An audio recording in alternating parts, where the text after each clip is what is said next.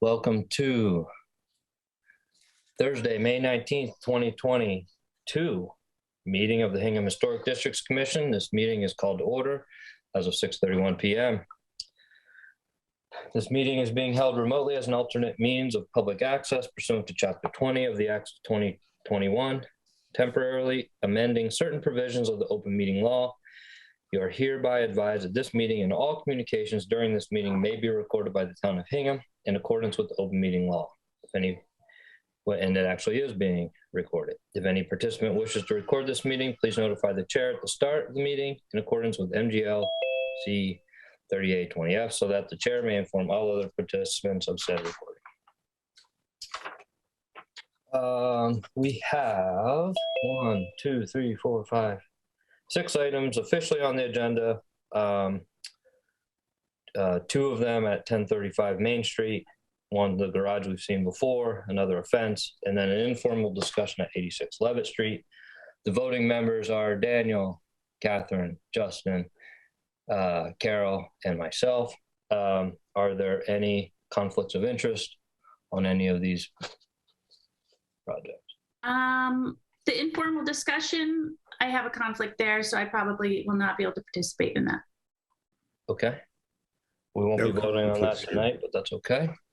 You're good, Justin? Is that what you said? I'm good. I'm good. Okay. All right. So those 5 voting members will be voting on all items tonight.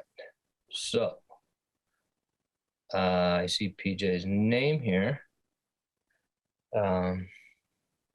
Here he comes. There they are. How are we? Good.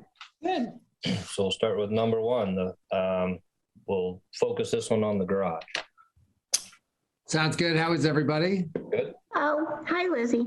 Hi, how are you? Sorry, I was tardy the last 2. One, I had a meeting, and the other, I was concussed with a black eye. Oh, I'm so sorry. So we missed that, but I'm all good, and the black eye's almost gone. So that's good. So can I share my screen, guys? Is that? Sure.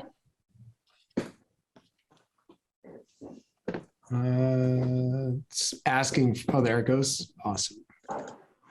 Okay, so we'll just do a quick review of where we're at. I know everybody's tired of hearing from us, so I'll make it really quick. Does everyone see the plot plan there? Yes. Okay, awesome. So this is the original proposal. I just want to remind everybody of where we started with the proposed garage 36 feet from the front to the side yard. And then as a response to the requests of everybody on the commission as well as public, we moved it back. We moved it back as far as we could with the leach field. As we know, there was a big question mark on whether we could go further back. I know that people have talked to Susan Sarney. I as well have talked to her, and the question was, can we drive on it? Since then, I did get a letter from Terry McSweeney from McSweeney Associates, basically saying the proposed plan called for the installation of a leaching field comprised of H20 loading chambers, but as there's no as-built drawing that could be located, he could not confirm that these chambers were actually utilized and therefore cannot be certain that the leaching field on site is capable of supporting the weight of a vehicle. So this basically, Terry has confirmed that because we don't actually know what's in the ground here, we can make assumptions, but moving this further back and driving over it is not really an option at the moment. So we would like to propose that we keep the garage where it is on this footprint, and being 55 feet from the property line, and actually probably more like 60 or 70 feet from the actual walkway and the public view. We really feel that this is not in the front yard. It's really in the predominantly in the backyard, because it is proportionally mostly behind the house, since the house is 24 feet from the property line. I know that one of the big items of discussion is that you guys really want us to be in the backyard, and we feel because the bulk of it is back there, we feel like we're within that guideline. So then we go on to the original presentation. Now, as a reminder, this was prepared by Jonathan Aprea, who's a certified architect, lives in the town of Hingham, does a ton of work in town. I think everybody knows him. Yes. And we went to Jonathan and said, hey, listen, we want to propose something that the Historic Commission is going to be happy with. And when he first came up with this, he felt that it was in line with what he felt was within the guidelines. We then got feedback from everybody, which we're thankful for. And we're very happy to kind of like morph, aesthetic details of this. And so as a result, hold on, I lost my ability to click here. We all know that, I would agree with the feedback from the commission and the public that the dormers here definitely made it look like a house. And I agreed that they should go. So we removed the dormers. And then these windows over here, I felt looked a little too large, looked a little too much like a house. So again, hold on, the Zoom thing keeps popping up on me here. If we go to this one, you'll see that these windows are actually smaller. They're awning windows instead of double. You can still see that in full, correct? Because we can. Yes. Okay. Yes. So you'll see the difference here. Okay. The rendering does not actually reflect that. So just note that. But the goal was to make this look smaller, which would also the sightline from the public view, because it's on an angle and set back, you're barely going to see those windows, and you'll see that in the rendering. And the goal was to try to make this back section kind of disappear and then make this look more like a barn. And then on the front elevation, we're very open to ideas here. We don't really have any sort of qualms with anything as far as the look of this. Gary had nicely asked if we could make this look like a door, so we did that aesthetically. But I think both of us agree that it's not, we don't love it. We'd much rather just have the windows like we had originally proposed. If it's a faux door, kind of what's the point, right? So we'll go either way. It doesn't really matter to us, but these are the two front elevations that we're proposing. Then on the rendering, you'll see from the public view how we stepped this back on purpose to kind of make it disappear and not be very obvious, because we know that the building is, large in length, but from the public view in the front, it will disappear. Now, remember, this dormer is much smaller now with awnings, but my rendering guy who sits in Vietnam, of all places, missed that detail when he made this adjustment. So this is actually going to be much smaller now. But you'll notice it looks much more like a barn. It's 21 feet as opposed to 22 feet. So it's smaller in height. We did add the door to it, but again, we're happy to go back to the windows like this. Then on the front, same thing. You'll notice that he didn't change these dormers, but he did change these. So we remove the dormers, make the ridge much lower. And again, these windows are going to mimic, let's see if I can nail it here. Yep. These windows, right? Go back to this rendering. These will be much smaller in relation, okay? And again, this is set back 5 feet. So from the public view, you barely see any of this. It's really kind of hidden around the corner. So in the end, I think we've definitely taken all the feedback, making us smaller in ridge height. We appreciate all the feedback from Gary and our neighbors. We don't obviously want to move it back any further because we're messing with our septic at that point, and cost effectively it just doesn't make sense. Also, it's 2022. We're trying to create a barn that, a garage that is suitable for today's living. And, we kind of want it close to the house so that we can actually park there in the wintertime and use it like a modern day garage. So that's kind of our overview of where we started and where we've got to, and we're happy to present the plan. Paul, may I ask one question? The picture that we're looking at right now on the screen, is that representative of the moving of the barn back, or is that your original placement? That is moving the barn back. That's as far back, okay. Yep.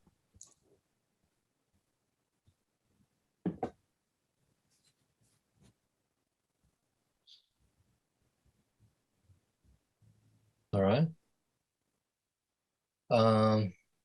Any comments from any abutters or neighbors? I would like to, if I could.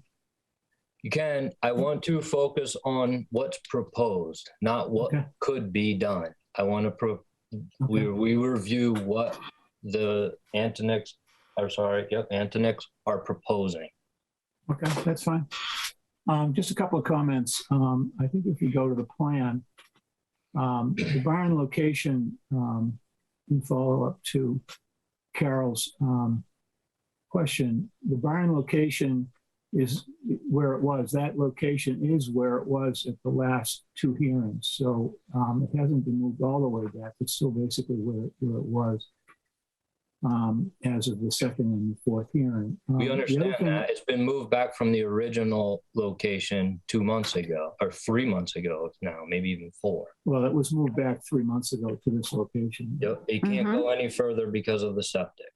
So I just wanted to raise a couple of points. One is, in terms of the form of the barn, I suggested, and it was in my last presentation, a barn type of a structure that I gave to Lizzie and PJ just for their, information and all. And that's where the door came from. I didn't really propose to put it on this building. I was proposing that it should be a barn type structure moved further back in the lot to look like a barn. So just a point of clarification. The other thing is that in looking through the files, there is an as-built plan, and it's dated, it's certified stamped by Robert Barrows, and it's June 21st, 1999. I was there when they were putting the system in, so this as-built plan is in the file, and the Title V certification on this as-built plan, which was done by Dave Margits. And I talked to him, and I talked to 2 other engineers saying that this is at least H20 loading. So that that tells me that when I look at these as-builts, and if you could put that on the screen, Tracy, I did send it into you guys if you wanted to see it on the screen. And that Title V certification says that it was installed in accordance with the engineering drawing. So we do have an as-built, which to me takes that constraint out of the picture, but also in the proposed, the neighbor's proposal, and as to moving the barn back consistent to where the barn would be located in this particular historic district streetscape, we were suggesting a plan that had the driveway that went around the leaching field. It went between the leaching field and the shared lot line that we share with Lizzie and PJ. So I just wanted to mention that. So I think just in brief, if you go back to the original, that's the engineered plan, and then you go back to the other 3 sheets, you'll see the as-built plan information, and then you'll see the Title V certification. Just in brief, I go back to our original suggestion and our original belief that in terms of the streetscape, we feel that the barns and garages should be in the backyard relative to the streetscape in the historic district. And thereby we made the recommendations that it be pushed back at, to a certain distance to get it in the backyard, because it's really in the front yard streetscape, and it also looks like another house. So those are at least just in summary, our recommendations. Mr. Chairman, may I just address the septic plan that's on file? Gary, I appreciate all the research you've done. I think we all do. I have spoken at length with Susan Sarney, and although that proposed plan that you referenced is in their file, there still is no as-built. So there's no proof that that was ever installed that way. Could I And- just ask that you put the other two sheets up, because I think that those sheets, when I saw them, told me that in fact it is an as-built. There's the other three sheets that I sent to you. There's that plan you had on the screen was the fourth sheet. But the first sheet is the as-built plan description, the narrative.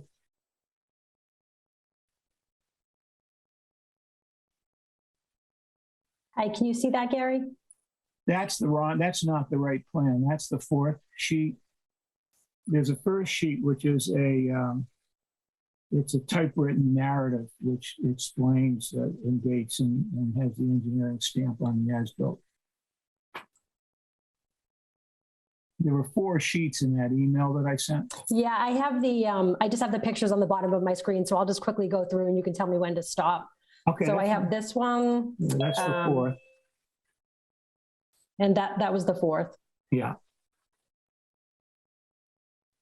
And then if you go back,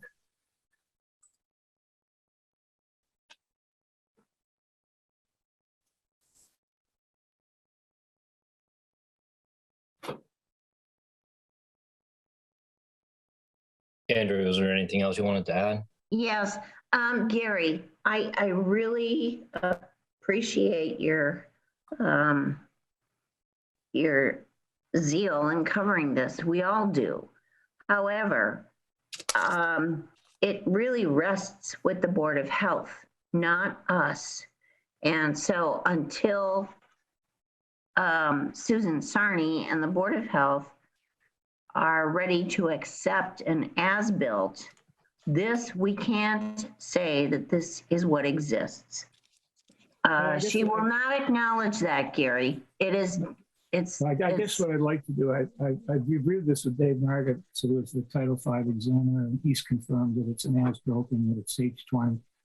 And also I looked at this with 2 other engineers who said the same thing, looking at this file. So I guess then what they need to do is talk to Susan Sarney and convince her that that is in fact the case, because this is not our purview. It affects us to the extent that it informs us whether or not the building can be moved back. However, once a building permit, once Mr. Antonik files for a building permit for this building, he is going to have to produce an as-built for the Board of Health. And so I think we can't count on this. It may be true, it may not be true, but it's not our say-so, Gary, no matter how much we want to. So Andrea, can I ask a question? Go ahead. Andrea, can I just ask the question whether the drawings that Gary has shared, would it be fair to view them as an indication that a subsequent, fresh as built or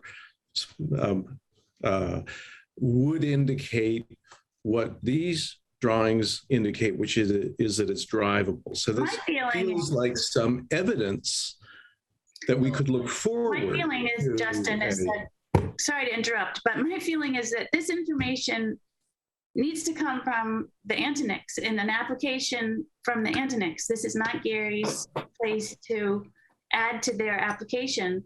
And we may or may not be able to vote on an incomplete application. We don't have all the information. We don't have. But this isn't our purview. Right. We're going to bring this to a vote tonight because they've been extended as long as they can. They've been through this 4 or 5 times now. We're going to vote on the application that's in front of us tonight. Right. We're going to note a couple provisos. One would be that if there's additional information through the Board of Health that shows that the septic could potentially be driven over, it would have to come back to us. The other being the number of garage doors. Right now, counting the barn, even if we all decide not to do the one on the street side of the new garage, they're proposing 3 new on the garage and 1 on the barn. That would exceed the building department, planning department requirements.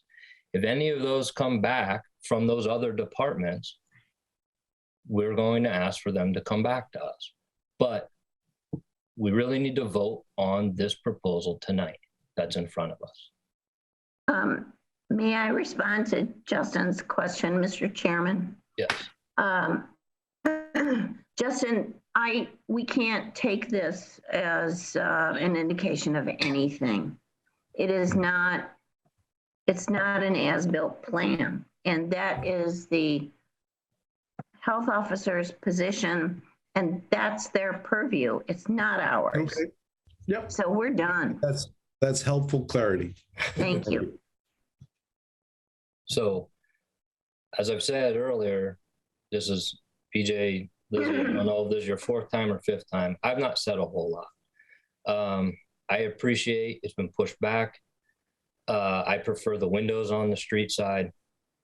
I actually personally think that this is appropriate given the lot. It's a wide lot. It's a 2-acre lot.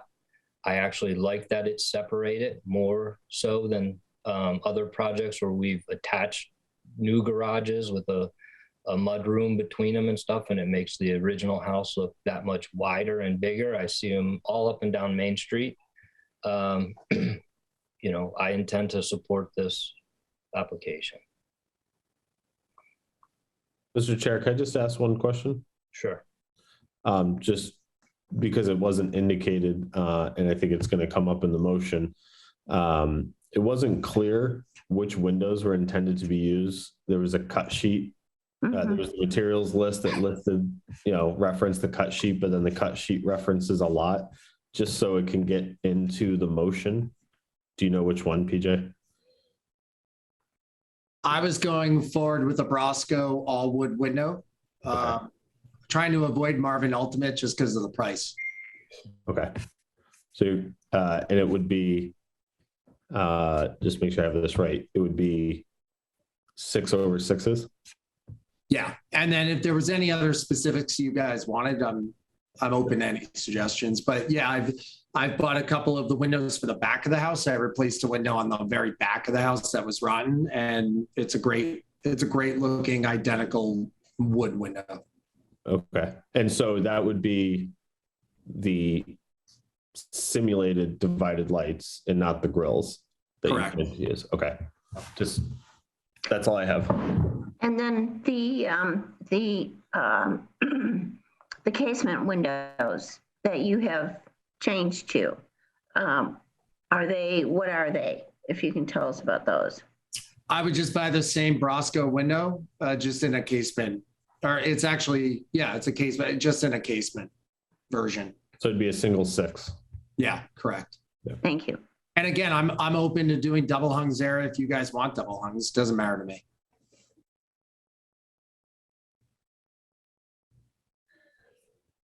Any other questions from the commission? I have a comment as an abutter, and it's a comment I've made from day one, but I just feel compelled to say it again. I think we sometimes might lose sight of the fact that we're in a historic district. I don't, because I live in it every day. And I think we have to be true to what the mandate of the historic district bylaws are. And I am reluctant to see, I'm taking a conservative approach. I'm reluctant to see, PJ mentioned we're in 2022. I understand that. But, we all had a choice whether to buy in a historic district or not. So I do think that we need to be, we need to mitigate some of the things that we want by the fact that we are in the district. And I personally would like to see it moved farther back from the street. If that's possible. If it's not possible, I would like to see it moved someplace else on the 2+ acre lot. Again, to preserve the streetscape, to preserve the neighborliness, so to speak. Okay, thank you. Yeah, this is Ryan Roy. I'm a neighbor, and I'm also in the historic district. And actually, I'd like to make the counter comment to the comment that was just made, and I wholeheartedly agree with PJ's view around bringing in an appropriate way designs that respect, the historic aesthetic of the area, but bringing them up to the 21st century. So I'm in fully support of this as a neighbor. Okay, thank you. Anyone else? Any comments from the commission on preference of the faux barn door on the street side or the originally proposed windows? I would default back to windows. I think it's more appropriate. I would agree with windows, yes. I would Carol, agree anything else? too. Okay. Yeah, me too. There's no other questions or comments. Does someone want to make a motion? Make a motion to issue a certificate of appropriateness for 1035 Main Street in the Liberty Plain Historic District to conduct a detached garage per the plans dated 1 April 2022, excluding the barn door on the street elevation and returning back to 2 windows. Is that right, PJ? 2 windows on the street side. Materials to include cedar clap painted to match the existing house. Garage doors to be overlaid fiberglass doors painted green, black. Windows, Brosco simulated divided lights. Roof to be red cedar. With 2 provisos, one being if the Board of Health provides additional information regarding the as-built drawing of the septic system leaching field, we request that the applicant return back to the Historic Districts Commission. And second, that if the planning board or building department provides information regarding the number of door counts for the garage and barn, that the applicant return back to the Historic District Commission for further review. And can we put on the height and width and length of this as the final one that was chosen? Per the plans, there aren't dimensions. It's 48 feet, 48 feet by 27.6 and 21 feet. Is that correct, PJ? I think that's right. Yeah. You may want to mention the casement windows. He did. Yeah. He did, Brett. He did. The casements. Okay, sorry, missed it. He mentioned the Brosco simulated divided light. That's the 3-part. Okay. Is there a second? I'll second. Good, Justin. Okay, I'll go first since I already said I'm in support. It's an aye for me. Catherine. Aye for me. Justin. Aye. Carol. Sorry to be a contrarian. I can't vote for this. It's too large and too close to the street. I say no. Okay. Dan. Aye. All right. Motion passes 4-1. Thank you, guys. Appreciate everything over the last couple months. You're not going anywhere. You've got a fence to talk about. We're back. So I'll make it short and sweet. Should I roll right into it? Yeah. Okay. Please. So short and sweet. Let's see, where are we here? So we're proposing just a cedar privacy fence with a top rail per the guidelines down the right side of our property, purely for the reason of privacy and our kids and our pets. We plan on keeping it roughly 2 to 3 feet on our side of the property line. Oh, sorry, I just realized I'm not sharing my screen. Hold on a second. So can you clarify that? Because the markup on the plan here says 1 to 2 feet. Yeah, so it's 1 or 2 feet off the property line on our side to avoid taking down mature trees, because we want to leave as many of the trees as we can. And if I were to go right down the property line, I'd have to take down like 5, and I don't want to do that. So the goal is just to take away any dead wood or anything that is severely in the way or overgrowth. But honestly, the least we take down, the better in our opinion. So to go from the property corner, we plan on doing a swooped, I can't think of a better term, but the swooped kind of panel on the end with a 6-foot top rail privacy fence through to the end of just past the corner of our property with the abutter on this side behind Gary. Limiting the amount of trees we take down, very similar to this. And then also across the street at 1036 Main Street, we're basically matching exactly what's across the street. Can we go back to the plan real quick? Yep. Because what's the really heavy dash line going diagonal in the back? That's not the property line, that's the approximate. That's a great question. I don't know. Watershed. It's a watershed.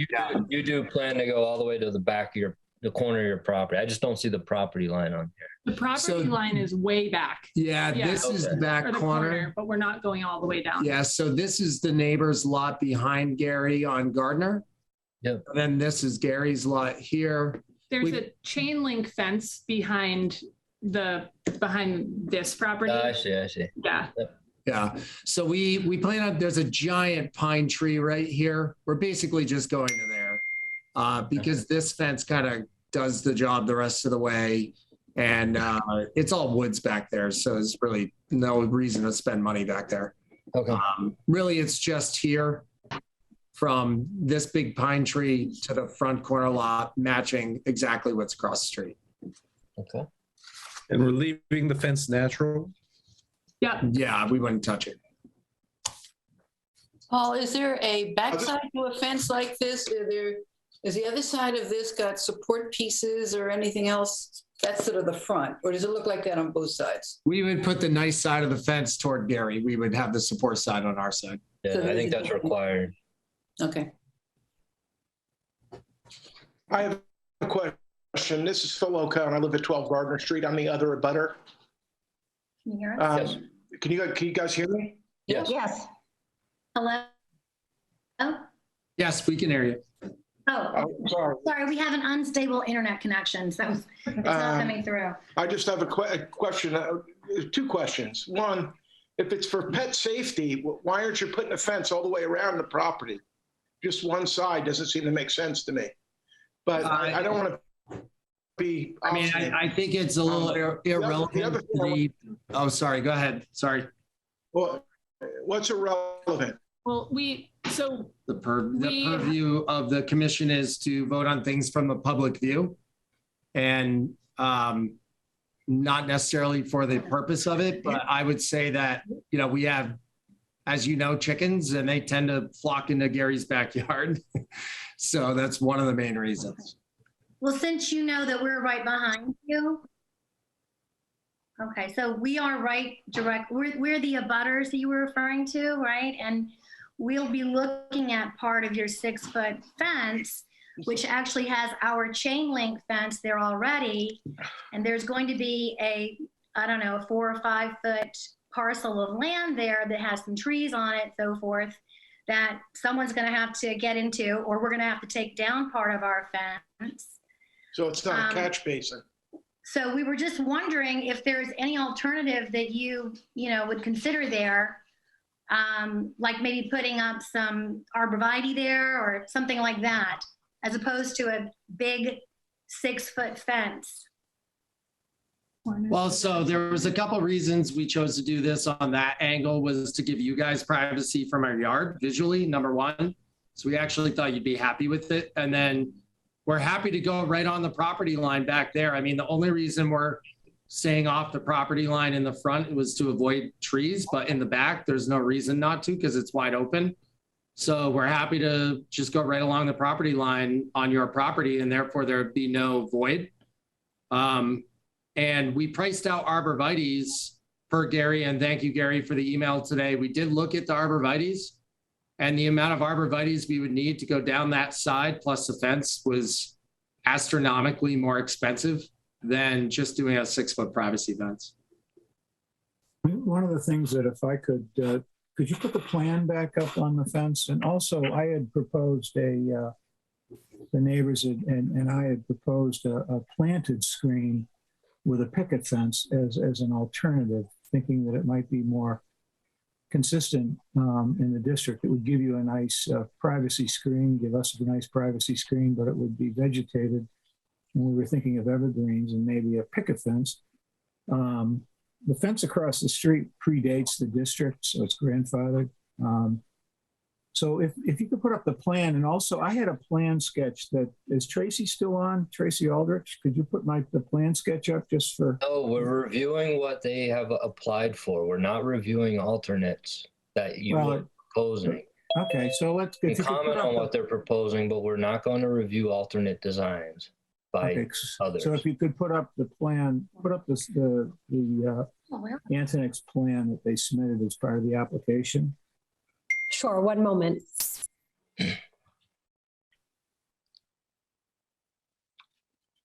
Let's not see.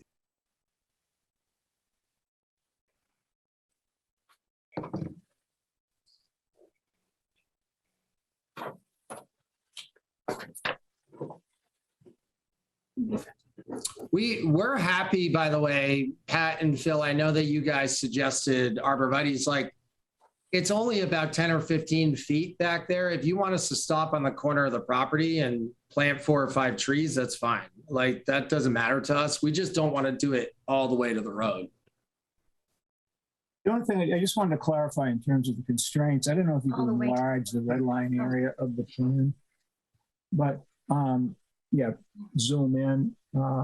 We would, if you're willing, oh, sorry. Yeah, go ahead. We'd be amenable to that. We're totally amenable to that. I mean, we would prefer not to, to have it more open, I guess, or to have foliage there. Yeah, so have it end behind Gary's barn and sailboat, and then do a few trees where like your corner starts, is what you mean? I'm totally fine. Yeah. So I guess a couple of constraints on this. The Acone's chain link fence is actually 3 feet north of the property line. So your fence, there still would be a gap here that would have to be dealt with. Also, I just wanted to make sure on my property line that there are a number of mature trees that are either on the lot line or just inside my lot. And I just wanted to make sure that those trees were protected with the location of the fence. So I think if you moved it 3 feet south of the lot line, I think we'd be very safe on all those mature trees. There's a red cedar, and then there's an elm, and there is a very large fruit tree, so plus an ash tree, so, and a maple. So I just want to make sure that those were protected. And also in our thoughts and looking at the fence, I was just thinking in terms of kind of, it's really just on my lot line per se. And when I look at the photo, it looks to me like a wall. And I was just wondering, would you consider something that's a little bit more transparent at the top, like a trellis or something, and a shorter opaque piece that would just be a little bit less of a wall? I'm just thinking that, I look at the fence and the districts and fences in the historic district, they kind of mark the lot lines. They're either picket fence or they're rail fences, but they're not necessarily walls. And I was thinking that, in talking with the neighbors, some of them was thinking, well, maybe we should focus on a bridge rather than a wall. And that's where could there be a small lower fence? We would still keep the chickens and the dog in the yard, but it wouldn't be as much of a wall, which is fairly close to my house. So I just wanted to suggest that. And also just in terms of the streetscape, I think most of the fences are lower or they're a little bit more transparent. I think for us, it's really about screening. There's a lot of stuff that we kind of just want to block from our view, and a lower fence doesn't really achieve that for us. So are you looking at, in this fence, you would take out a lot of the growth on your side? No, I think I made it clear at the beginning, Gary, that the whole goal was to keep it off our property line and in a way give you property. Well, I think it would give us, it would give us, and I appreciate that because I'm very concerned about protecting the trees. I know, talked about that. One of the really large trees in the center there that I know you really like a lot, like we're actually going to cut the fence around the trunk of the tree to keep it.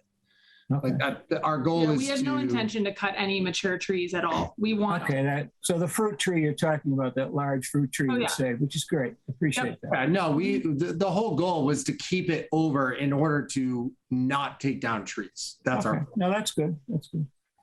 And can we identify that? I heard a proposal about terminating the fence more closer to Main Street. Can we identify on this drawing that's on the screen now an agreeable point?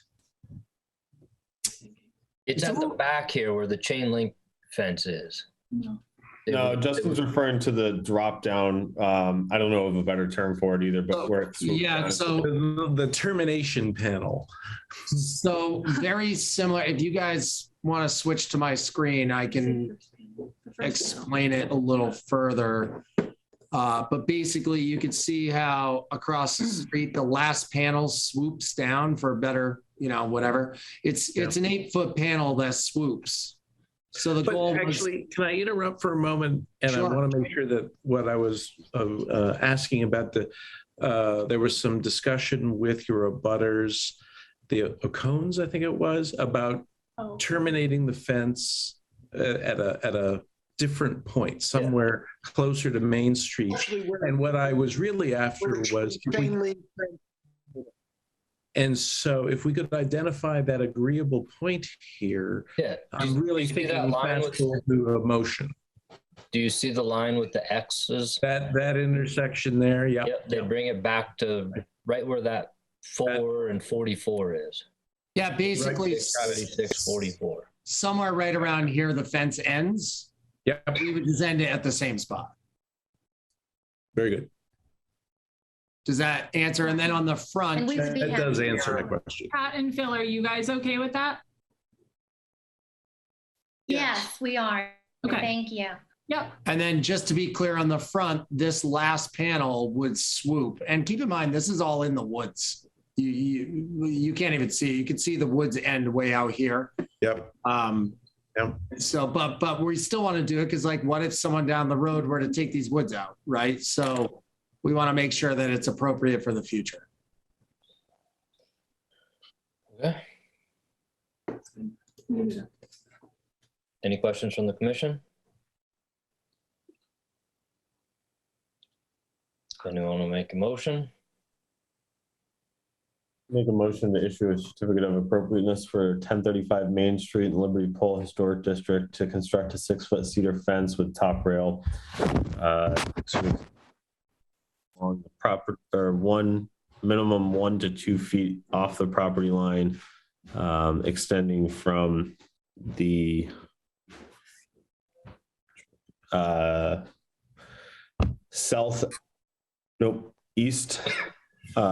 east boundary of the property line, extending to the west, stopping with the abutters start of their chain link fence. Hopefully that gets it. Is there a second? Second. Carol. All right. Carol, how do you vote? Aye. Justin, how do you vote? Aye. Catherine, how do you vote? Aye. Daniel, how do you vote? Aye. An aye for me. Motion passes 5-0. Thanks, everyone. Have a great night. All right, thank you.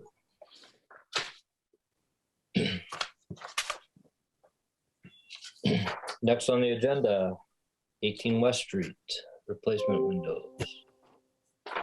Thea is here. Hello. Oh, hi, Thea. Hi, how are you? Good. How are you doing? I'm doing great. Thank you.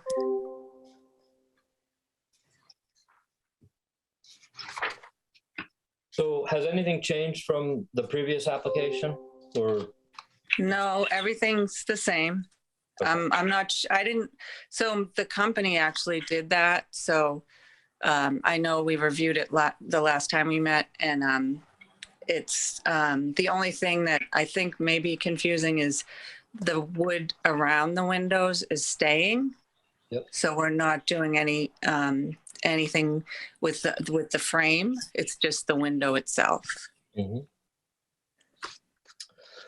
So I think right up front, there's two issues, Mm-hmm. maybe 3. One, you've applied for a certificate of appropriateness, and the vinyl windows do not meet that.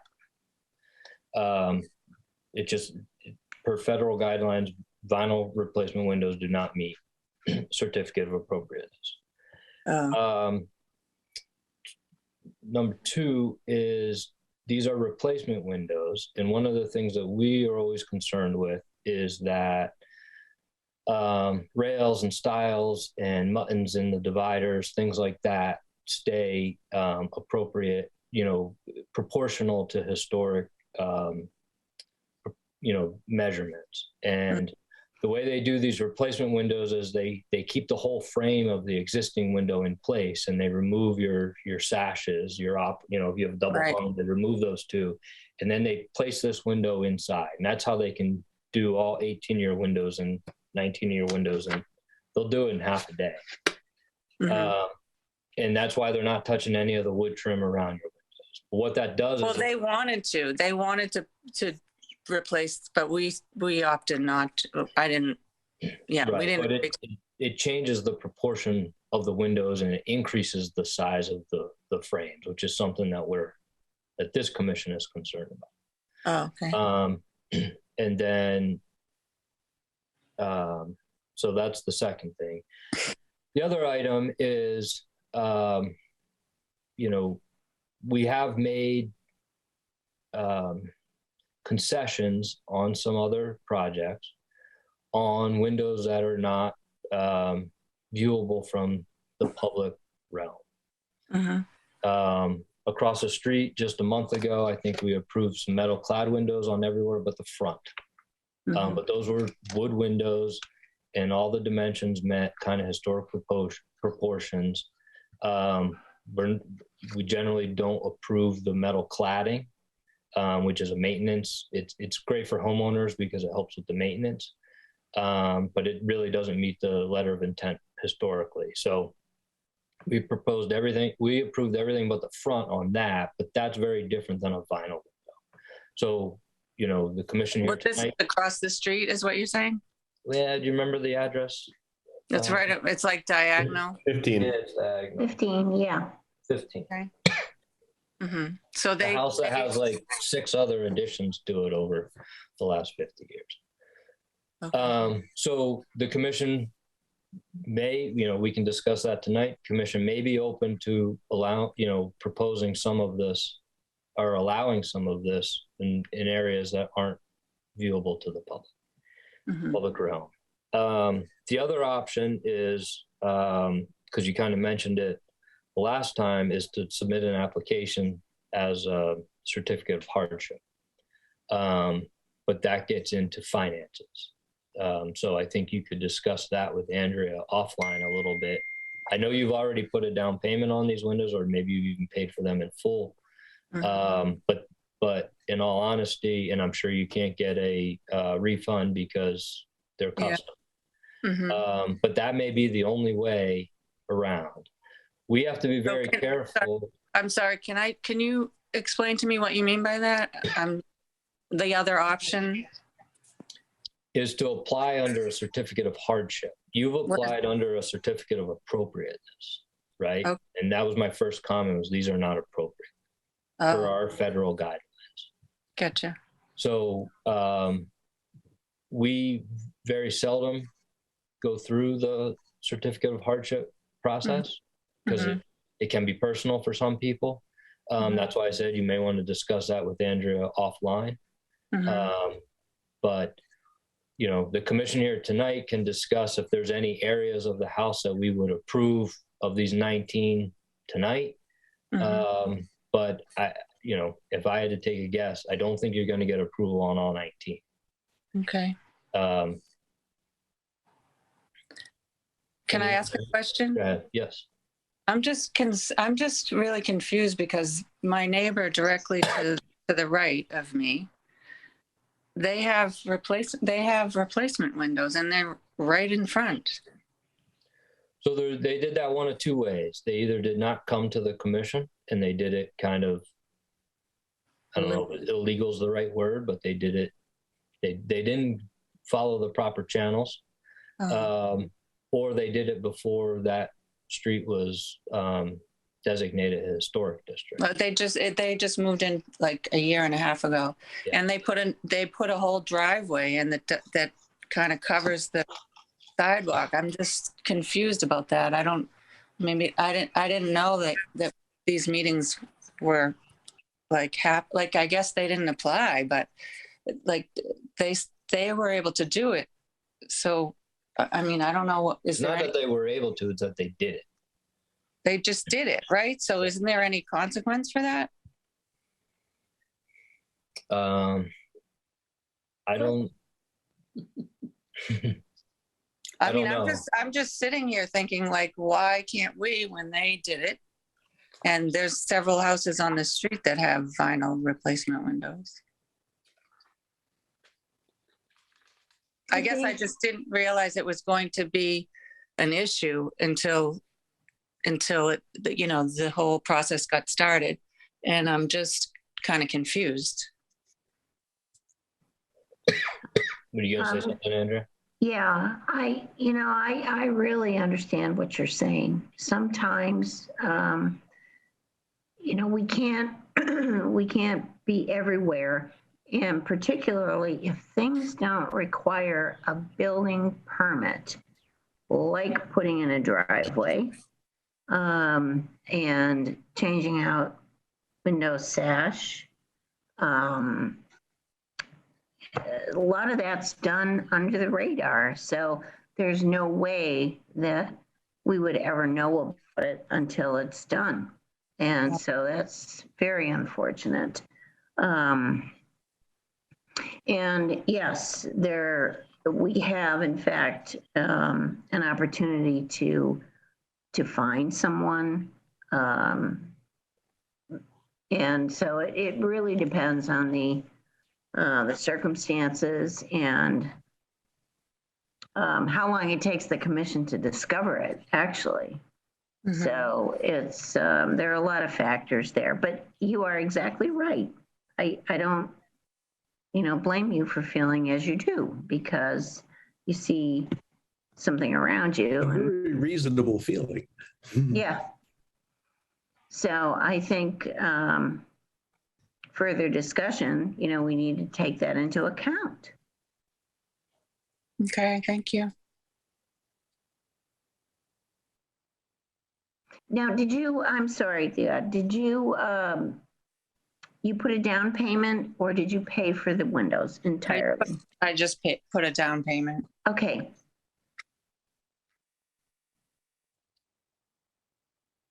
The windows been ordered? Are they in the They told me they had said that they were ordered, but I haven't got confirmation that they're in.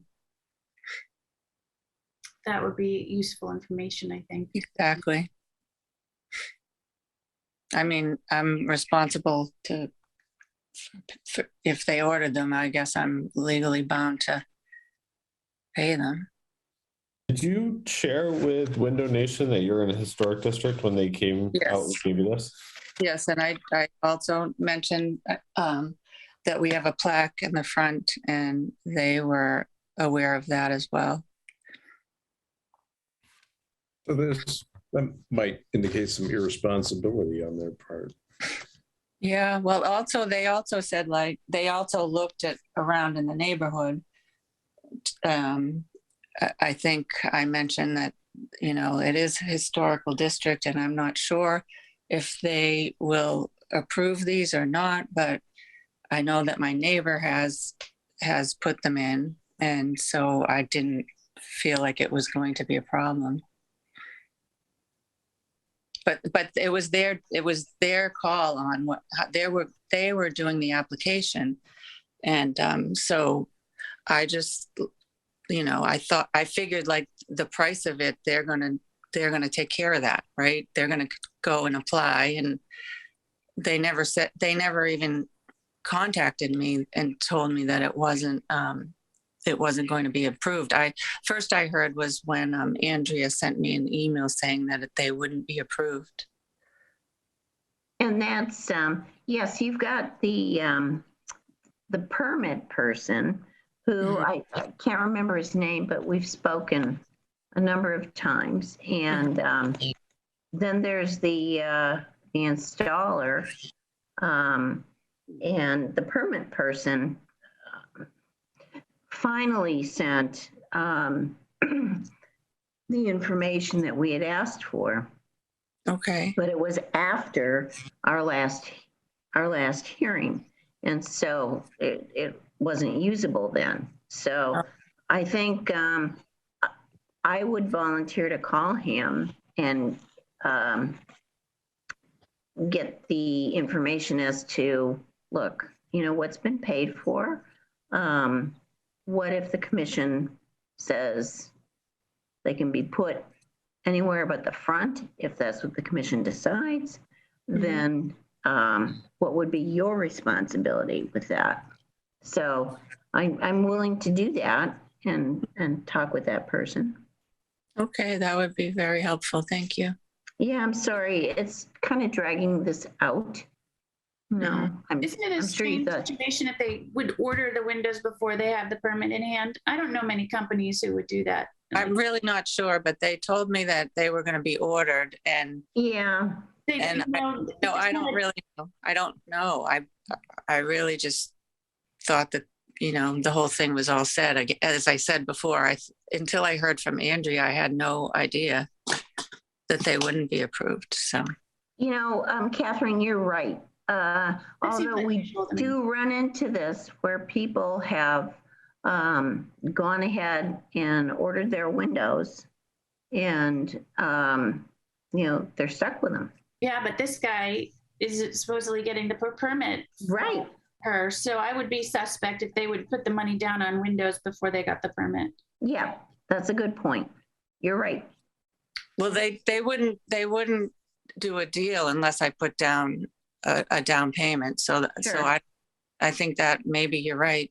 They should have waited to get the application first, or get the approval first. And perhaps whatever your down payment could be applied to windows on the rear and on that left side, which isn't facing, you know, no one can really see that left side of your home so well. So maybe there's a way to work it if you have, you know, a certain money down, that it can be applied to windows towards, you know, a different side of the house. Yeah, that's what I was going to suggest, Catherine. I was trying to, the photos are a little hard to follow, but it looks like there's at least 3 windows in the back. Like, I feel like we could at least, you know, somehow cover the down payment so there's no money's lost. I'm just concerned because when I signed, it was a loan that I was taking. So I don't know if I have to do some research to figure out whether or not I'm still going to be responsible for that. So maybe you and I should have a conversation. Yeah, that sounds good, Andrew. Yeah, and so I can better understand and then communicate, you know, to the board what needs to be, what your situation is. So we're not unsympathetic, but. No, I understand. I just didn't realize this was, I mean, I certainly would guidelines and. Sounds like Window Nation should have realized. Yeah, I would place the blame with them and with the permitting guy. I mean, that's his job. And especially if there are characterizations that Window Nation could get the approval. Yeah. Can I ask quickly though? I wasn't at the site visit. What is the state of the windows? If I could get a quick review on that. They're in very bad shape. There's even one broken that I think she almost fell through as she was trying to open it. They're in poor shape. They're like I would say like 5 of them have cracks in them. There's like a gap where the glass meets the wood in many of them. So I've like taped it off and put up the plastic. So they're Don't you hate crummy windows? They're terrible. Terrible. I mean, some of them don't open. I believe it. Yeah.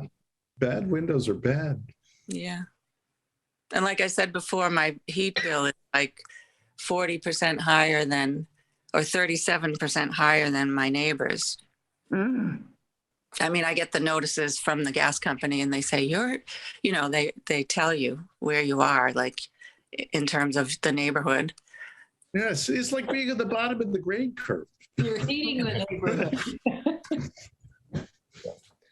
So I think we'll continue this. You and Yes. Andrew will have a sidebar. Yes, and Try to get some additional. yeah, would it be best to contact you with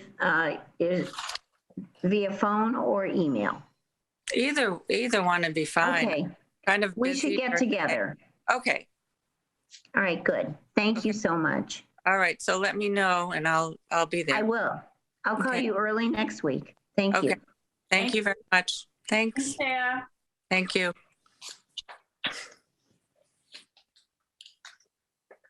Next on the agenda, 144 Main Street. I saw. There he is, John Just Teriyaki. Jan. John Teriyaki. Good evening. John Teriyaki, Teriyaki Architectural Design. And I'm here with David Gammell, the homeowner as well. And if it's okay, I'll just share my screen and we'll dive right into the project. And I did not have an opportunity to let everyone know that the plans that you were sent have been revised. As of today, we received, and so that's what John will show as he shares his screen. So perhaps you can indicate what the changes were. Yes, I'd be happy to. Thank you so much. Sure. So just a brief overview. 144 Main Street is a 1926 house designed by the architect Charles Everett. It's a colonial revival with a Georgian take. Nothing is being proposed to the front of this house. All of the wonderful details on the sides and the front are not being disturbed at all. The project is really behind the house. You can see the existing screen porch here with a flat roof. These screen panels they're modern, they're not original. And a lot of this trim, I believe, was also fairly recent. And what we would like to do is to essentially replace the sunroom with a wider sunroom about the same depth. And let me just jump to an aerial view just to orient you in terms of where the house is. So Main Street is below the screen here. And we just dashed in red where the proposed addition would be. And the existing sunroom is right under that footprint as well. So as you can see, north is up. So on the east side, it's really not going to be visible at all from Main Street or public way. And on the west side, a very narrow, very oblique view may see possibly this corner and the eave over here. And we actually have a photograph that Mr. Gammell took. I'm just going to show you that real quick. Down their existing driveway. And if you look carefully, you may see Mr. Gammell holding a aluminum pole here, way back there. So where he is basically that little sliver would be the visible side of this project. I'm just going to go back to the floor plans just to dive into the details a little bit. Existing floor plan. So Main Street is on the right. And the rear sunroom, that's going to be replaced. So the proposed sunroom, again, a one-story structure, about the same height, slightly taller, and I'll get into why we're doing that. We're holding it off 2 feet from this corner. So as we make it wider, we want to give it a little relief. And as you look at that oblique view, I think that will work nicely with that as well. The same depth as existing, which is 13 feet by 25 and a half. Existing is 13 by 15 or 16. This is a roof plan view. There will be a prominent, or relatively prominent skylight, which will not be visible from the public way. That will become the central feature of this from the interior. And I'll get into the views, the exterior views of that as well. So front view, I placed the existing and proposed side by side to make it easier to compare changes. Obviously, no changes on the front. On the east elevation, existing is above and the proposed is below. As you see, it's basically the same spirit as what was there. However, if I zoom in a little bit, you'll see that we're raising the eave and cornice lines to better align with the existing one-story notches on either side. These one-story wings have decks on top of them. So as we align the lines of the addition, we thought that could be a good opportunity to carry some of those lines as we integrate this back into the house. And again, on this side, this will be set back quite a bit. So this facade will not be visible from Main Street. Rear elevation, again, existing and proposed. Again, this facade is not going to be visible from Main Street, but you can see the composition of the skylight in relation to the proposed windows and French doors. And lastly, the west facade, the driveway facade, existing and proposed. Similarly, we're aligning the eave lines with the opposing one-story corner over here. And we're also proposing a raised paneling, kind of a skirt wall around the structure that would match with the rest of the details. And all the trim would be painted wood. These windows are actually a little different than what we usually propose. We're proposing picture windows. So they're not double hungs with two casements. So if I go back to the floor plan, I can point out where those casements would be. So all of these will be picture windows except this type 1A over here and type an opposing one here that would be operable for occasional ventilation. But the goal was to very much capture some of the essence of the existing room, which the Gammells like a lot. And if I just jump back to that photograph, these were essentially fixed doors. They're really kind of the screen panel door system, but it carries some of that character into the new project. So they're just very large picture, or large picture windows with a couple of operable ones. We did include a window schedule that outlines the dimensions. So these are 30 inches by 64 inches in height. And they're mounted at 7'2" head height, and the door also has a 7'2" head height.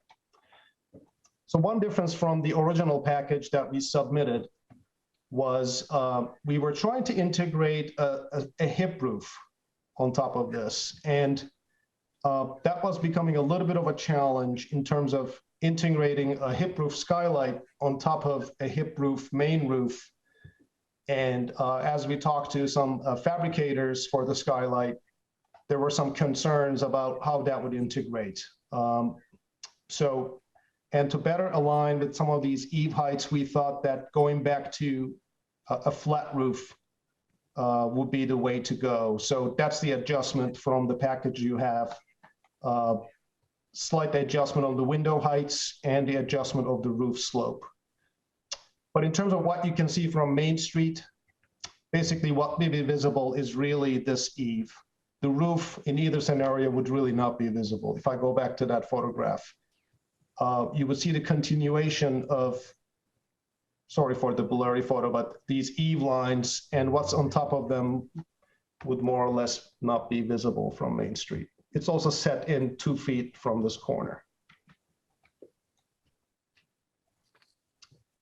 So that's the overall summary of the project, and I'd be happy to answer any questions or clarify anything that the commission likes to. Well, this isn't that different from what they have now. What were they hoping to gain? Just a little more space, or seems like a lot of work for just something that's not going to be that much different? I can address that question. Thank you for the time this evening. The room right now, and the room was, from my understanding, added to the building when it was refurbished about kind of finishing around 2013. That room is a 3-season room with a brick floor that was put in. I have 2 little girls, 6 and 9. What we hope to gain is really opening that space. Right now, the space itself is closed off to the rest of the house, but for a door that opens into that space, which John can show you from the top. And what we hope to gain in this picture is opening the entire space by making the room a 4-season room, opening that space to open up the space in our house. And then at the same time, it would allow us to reconfigure the kitchen slightly to put a more functional island for our family. And so I agree with you. It's a lot of work to gain a season and 10 extra feet of width, but it will make the room functional for our family for a long time to come, I hope.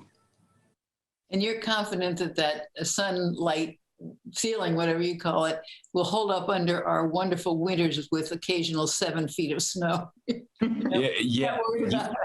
Yes. So that it's actually, and my wife is the designer here. She was unable to be here tonight, but she's the one with the great ideas. It's actually a traditional English style orangery, the skylight. And so we thought that it fit with the English Georgian colonial revival house that we have. There's a number of really nice pictures of these in England, but they're also put in all over Boston and other areas. So we think that it holds up both from an aesthetic perspective, but also from a function perspective. Good. Mr. Gammell, your wife would be proud with all those architectural catchphrases you threw out. Hey, that was good. Excellent job.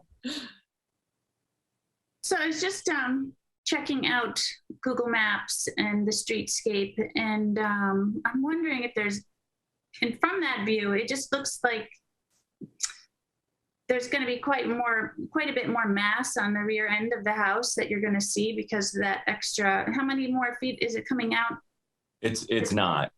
Well, it's coming out to, if you're looking towards the house to the left. Yes, it'll be 10 feet more than it is now.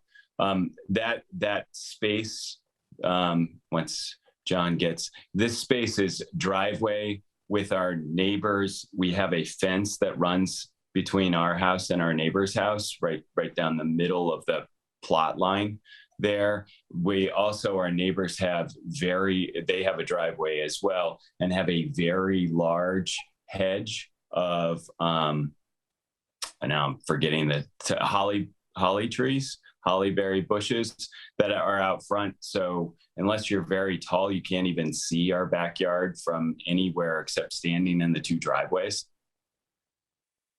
Like the picture that John showed you of me looking ridiculous in the backyard, there's a large holly bush that is to your left here that separates the driveway. And then there's my neighbor's driveway and a large series of holly bushes. So it will add some mass to that side of the house, but the only place you could really see it is from my neighbor's yard or from the back of our driveway.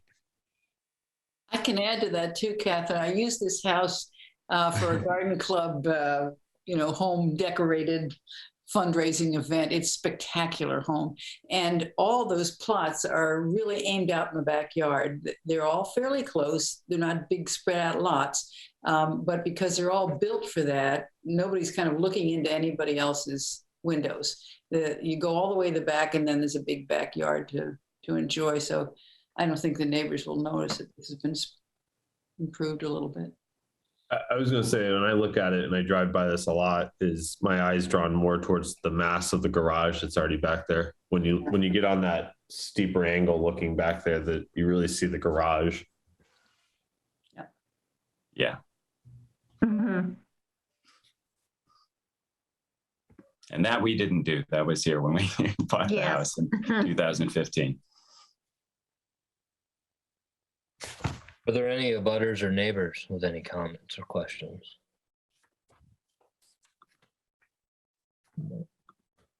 Any other comments or questions from the commission? I know you can't really see most of them, but there is the one elevation. There wasn't a cut sheet for the window or any information on that. Do you have anything on that? Yes. So in the package we had not included the window schedule, but what I presented tonight and what I emailed to Andrea with today's date, let me just zoom in. And so we're proposing ideally a Marvin wood ultimate window, Okay. a simulated divided light spacer bar. Okay. That's fine. That's all I was looking for was that.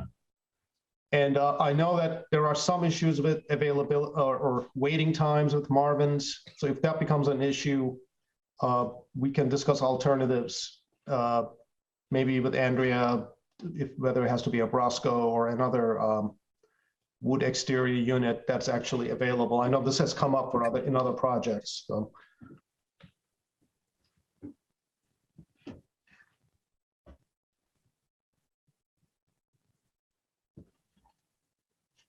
Any other comments or questions? Not for me.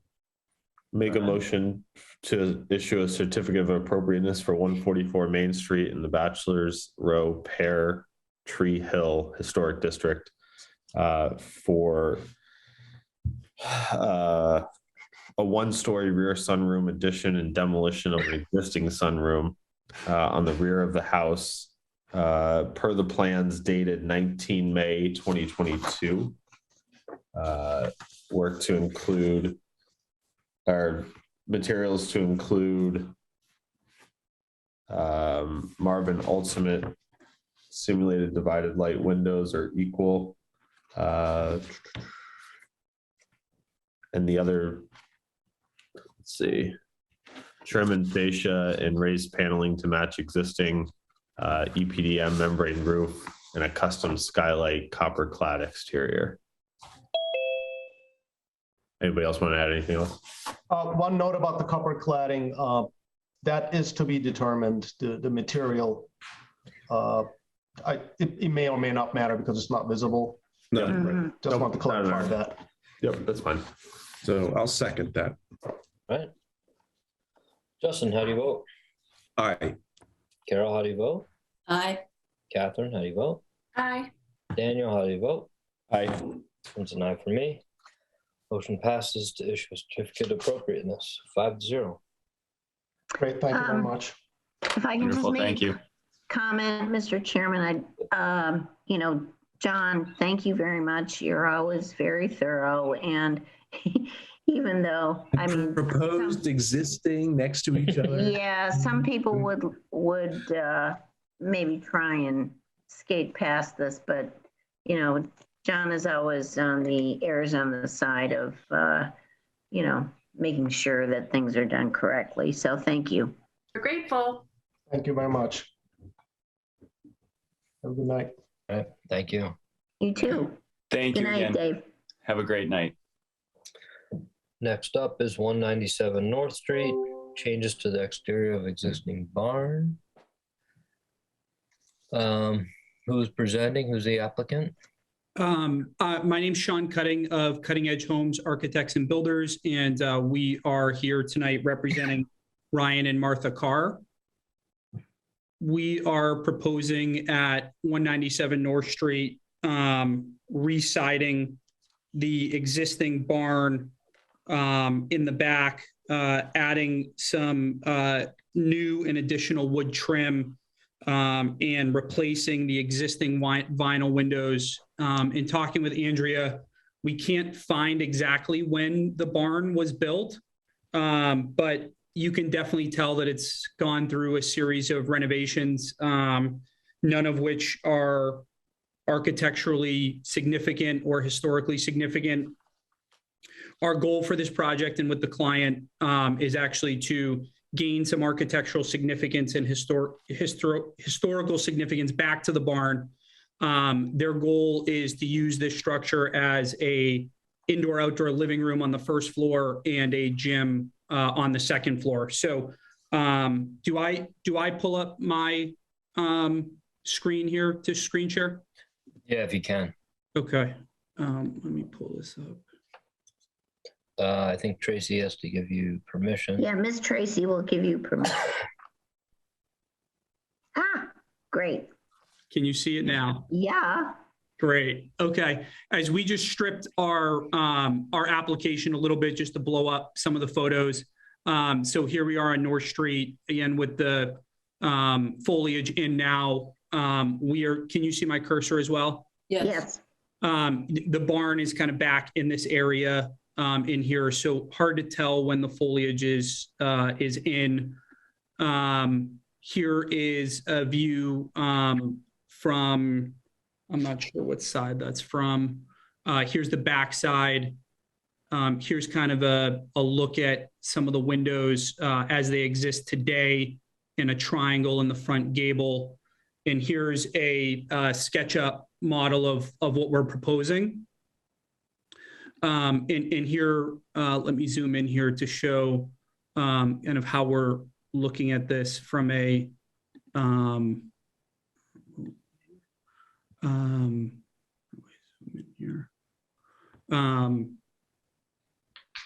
let's see if I can zoom.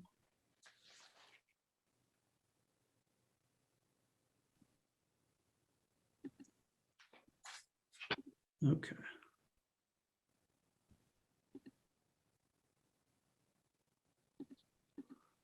As showing up here is showing an existing elevation today, and this is our proposed elevation below. We weren't sure of the historical accuracy of this triangle in the gable, but the clients actually want to keep as much of this on the barn as they can. So we're going to actually keep and restore that. I think also, as the part that I didn't mention at the front, is the precipice of the siding and trim replacement is the level of rot repair. It's right now just cedar clapboard that's never been treated or stained in any way. It has significant rot. The trim has significant rot. And then whenever it was that the windows were replaced in the 80s or 90s, they're vinyl windows that don't have any of the mullions or anything. So our goal here was to take a similar size window, but raise it to what would be accurate with the floor that's already existing here, add a window to each side that we thought added some balance and scale to the front elevation. We're keeping the windows on the first floor in a similar location to where they are now on the left and right, but actually adding the mullions back in. We're proposing Marvin Ultimates. And then, they've got this kind of barn door looking structure here that doesn't actually operate in the existing. And so our goal again here as was to keep an ode to what the existing building is here and have operable barn doors that has a French door behind it. May I ask a question? Sure. The triangle at the top, is that a dovecote? Do birds go in and out of there? Is that meant to be open? I'm not sure. It's closed now. So I'm not sure if birds are meant to go in and out, but I know that we've got a close up as best as we can here that shows that it's closed now. That looks open. It's interesting. I have no idea what that is. It looks like a dovecote, but you wouldn't want it now. You don't want birds flying in and out. No. We put a lot of effort into keeping the birds out. Yeah. So as I do know that there's some sort of sheet of plywood behind here. Okay. That's blocked. So it's definitely not open to the inside now. But again, we had proposed some plans to the client that had removed that, and they actually thought that it was kind of a quirky feature that might make sense to an old English charming feature, I think. Yeah. So that we kept in the plans here. Nice.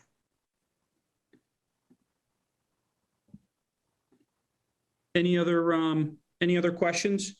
Yes, on the proposed front, they appear to be like almost French doors and then a panel on either side. Do they close? Is that a? They do. Yes. Okay. Yeah, so we had proposed a fascia board running across that has a hidden track behind it that allowed those two doors to close. Good. Also, the trim boards look wider on what's there now than they do on the proposed version. Are you cutting down the side trims for some reason? Yeah, so on the trim has been an interesting one. So on the existing structure here, they've got what can't be original trim the way that it's done because it's in a composite material that runs up and through here. It wasn't necessarily our favorite detail that was here. So what we were proposing was actually leaving the fascia the same size, which is 7 1/4, but actually cleaning up the trim details and removing some of those with a vertical grain cedar versus a clapboard. Nice. I think you lose something with it. Not as much. It has a sort of a Greek revival look, and taking that out has a much more modern look in my eye. But I agree with you, Carol. I think there is some loss there of the historic vibe of the old barn. And I also think perhaps something is lost with the reduced height of that main barn door that was for, you know, some kind of buggy, and they needed the height to get through there. And I'm wondering if you can add a little height to those central doors and windows. It looks a little school residential versus agricultural. Yeah. Mm-hmm. As the one thing I do want to check is that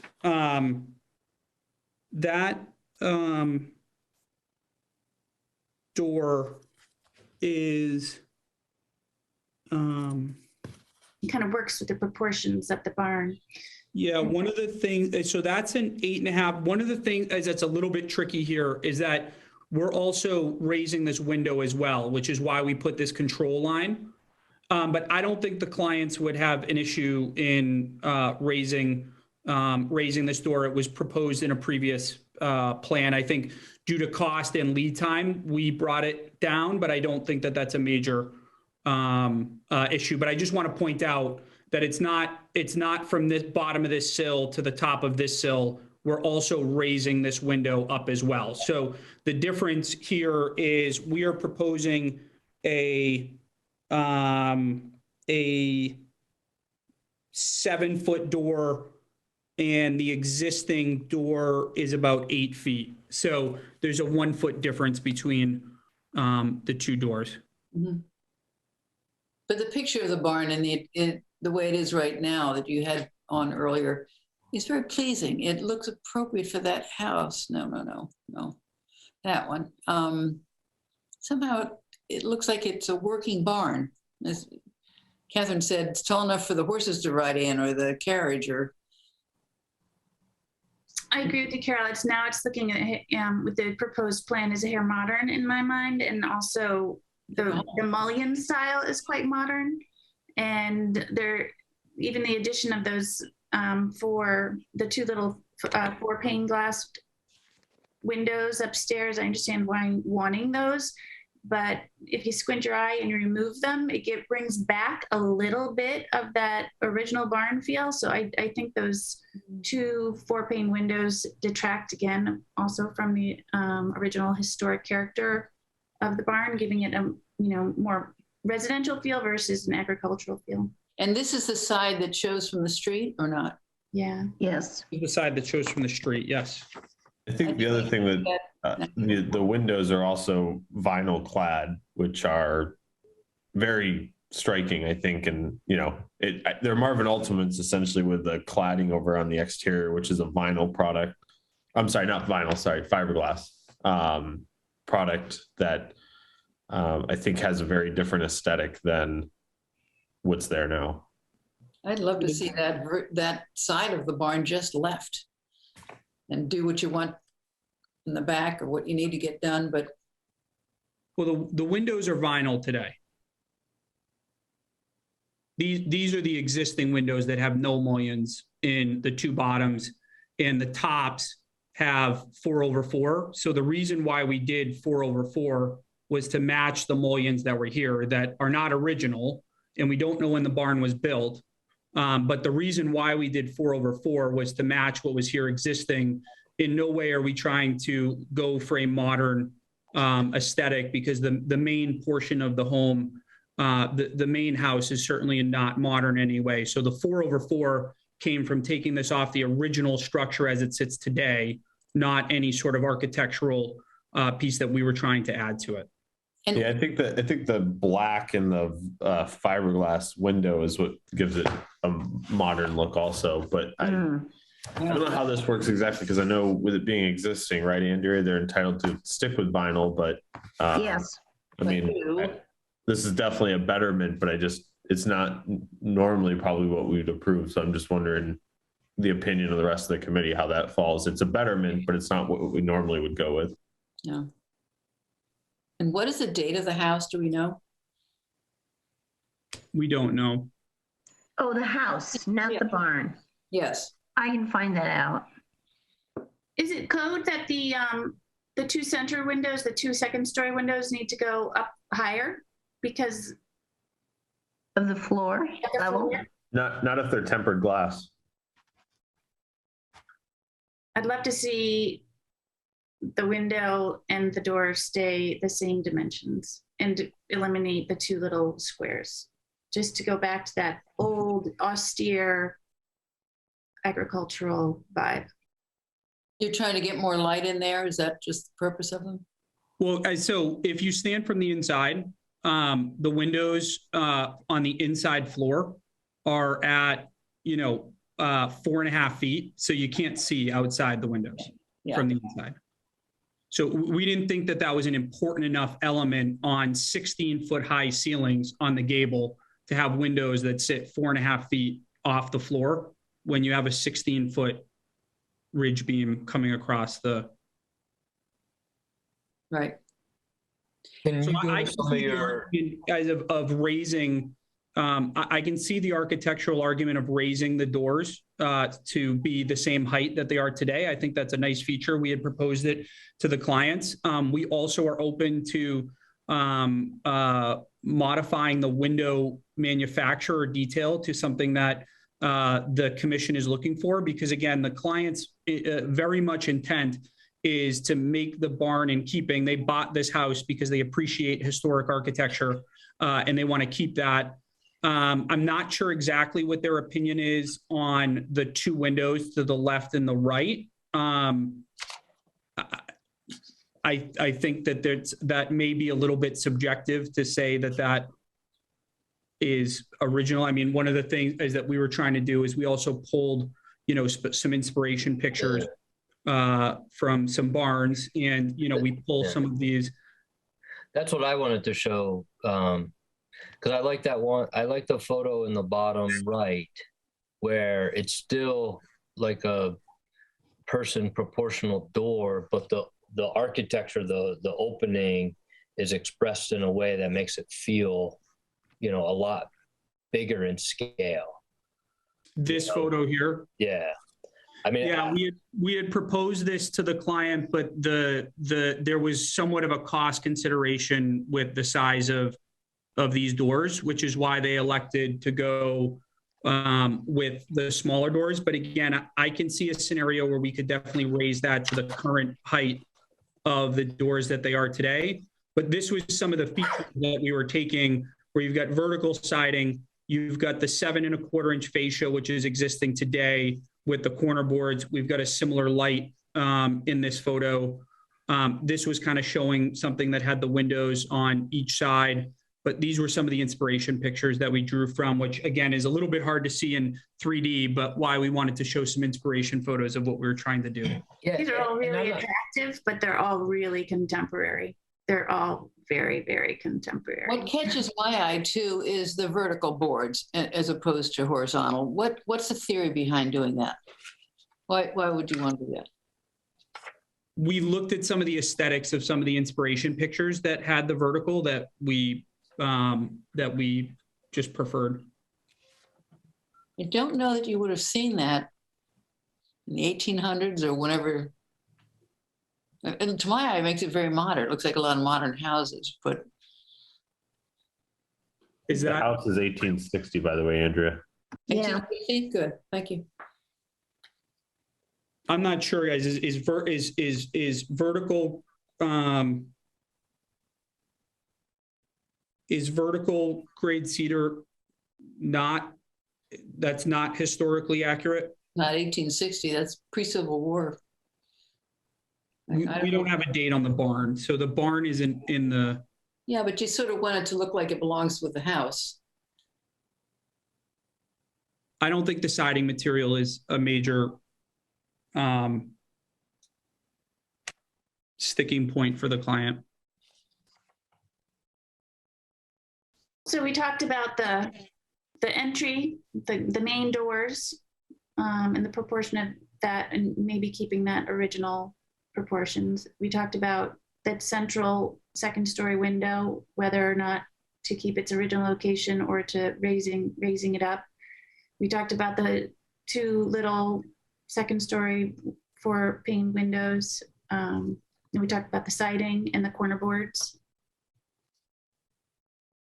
How about the roof? You're thinking metal on that? That one picture is a metal roof?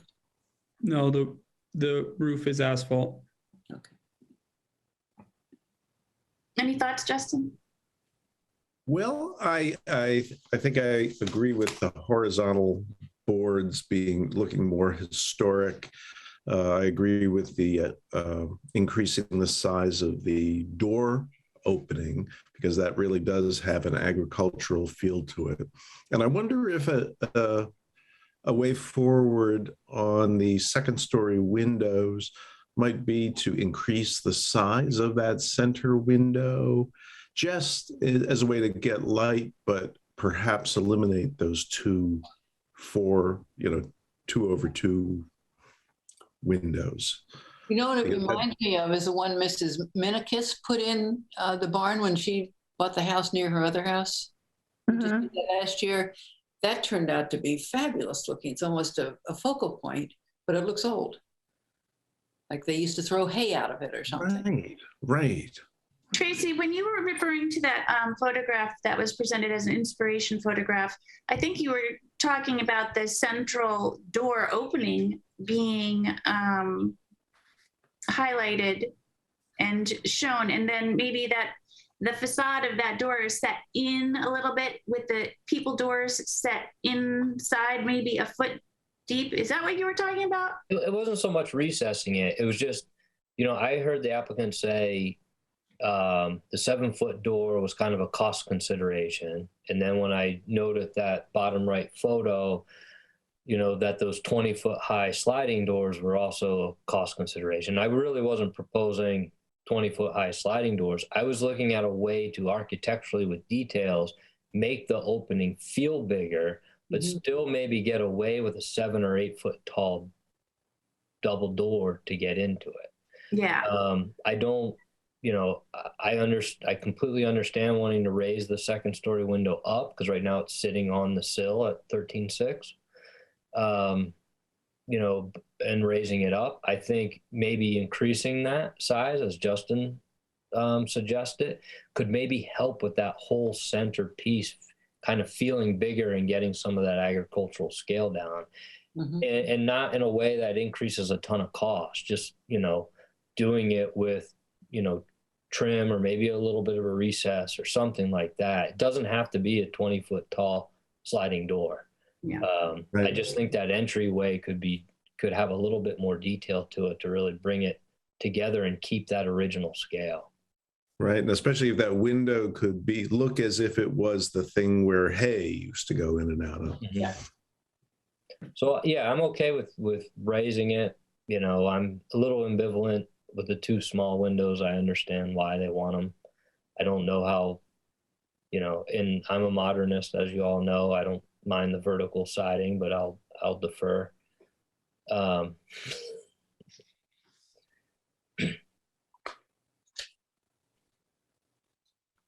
it's an improvement. It'd be great to have functionality back in this barn. I like that they didn't include a plan so that we don't interject our thoughts onto that.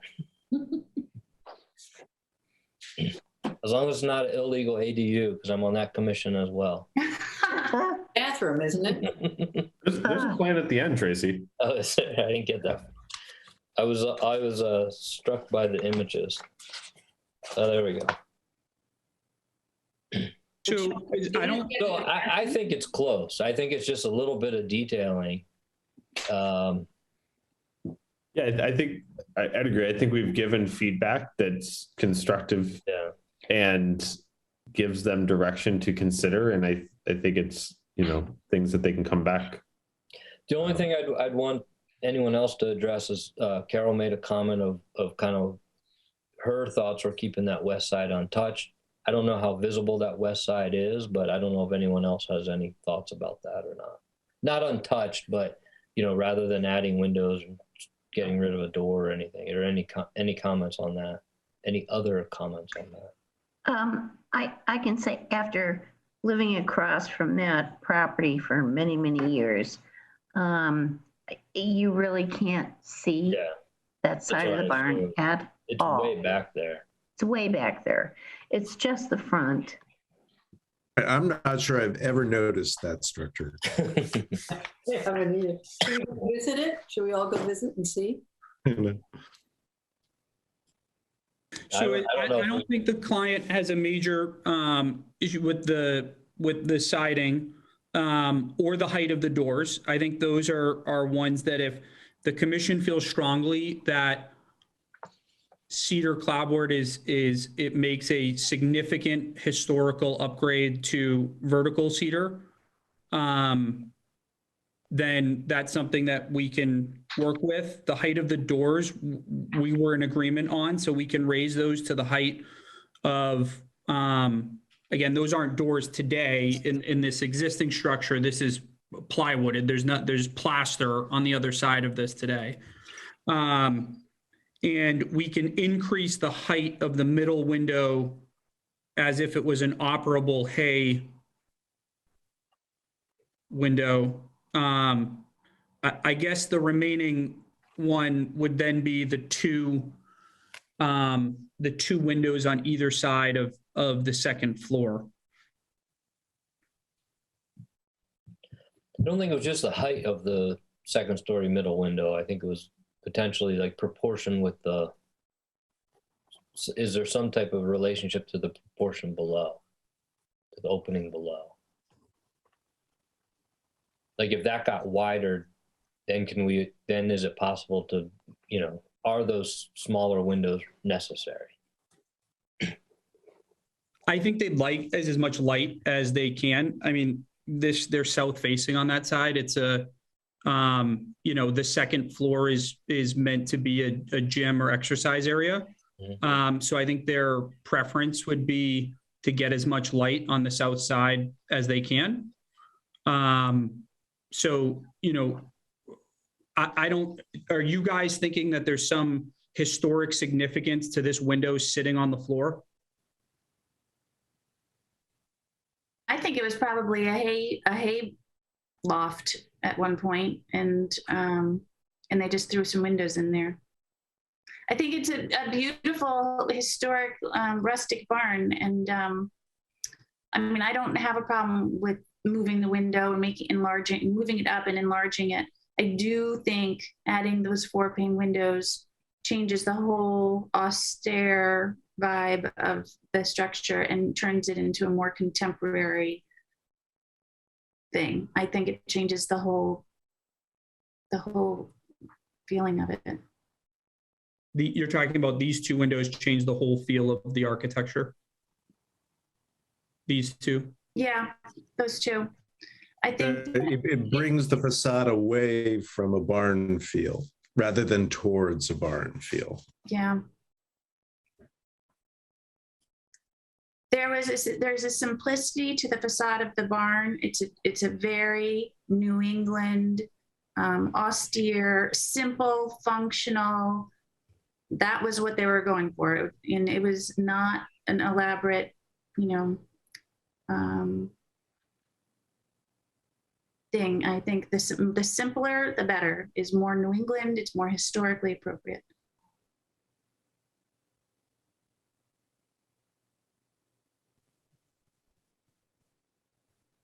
Is there a barn, guys, in Hingham that you think is particularly well done that has some similar details that we could look at?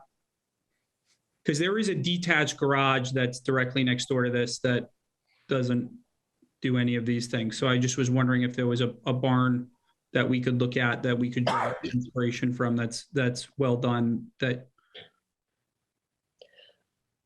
I can't really come up with one. I think your precedent images do a nice job. I mean, I really think the focus here is from the outside edge of the 2 sliding doors to the head of the 2nd story window. I think if there's some type of detailing within that rectangle, I can't draw. I can't, for whatever reason on this Zoom, I can't draw. I think if there was some detailing within that rectangle from, you know, outside jamb of sliding door to outside jamb of sliding door to the head of the 2nd story window, I think that would address all the comments you're hearing here. okay. You know, and increase the width of that 2nd story window. Maybe it's 6.0 like it is down. I'm assuming that's a 6.0, 7.0 door on the 1st floor. Maybe it's a 6.0, 6.0 or 6.0, 5.0 on the 2nd floor or something. But then the detailing is done in a way where the emphasis is really a big kind of industrial, agricultural central entry, and those things on the left and the right kind of fade away. And I think you're getting comments on those small windows on the 2nd floor that takes away from the agricultural feel of this being a barn and making it more of a residential feel. And I think if you address that kind of central entry and 2nd story window, I think most of the concerns would go away. Okay. Sean, you're not putting in a shower, are you? No. Carol, careful. Next year, Carol. I'd ask.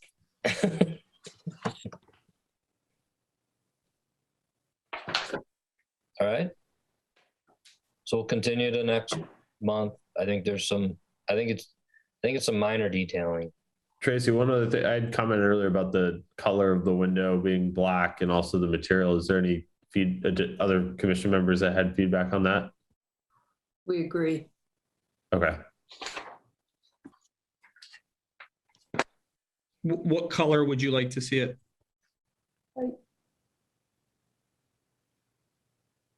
I don't mind black. I'm the modernist. I just look at and maybe it's just the right. Can you flip to the rendering? I don't know, maybe it's the rendering that's throwing me just with the way it looks. That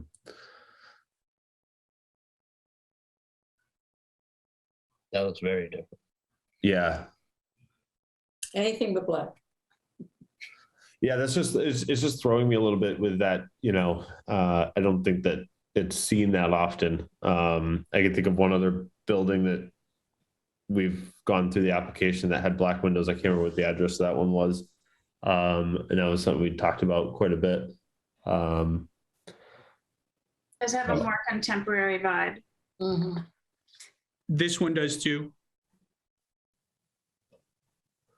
I feel like I don't know. I'm just struggling with looking at the black. All I see is my eye is drawn towards the black of the windows, especially with the trim, makes it pop even more. Not to say that they can't be colored, but I would just, as you guys think through this, I'm not saying it can't be black. I'm not saying that you have to. I'm just providing some commentary and thoughts as you guys make adjustments to your design. Daniel, I think maybe what you're thinking about is the new construction. Yes, that's what I was thinking. 3 Home Meadows. Yeah, I think it was Home Meadows. It was Home Meadows. They had black. But that was brand new construction. That was brand new construction. Yeah. I think that's good feedback, Daniel, on the black. It does speak of contemporary design.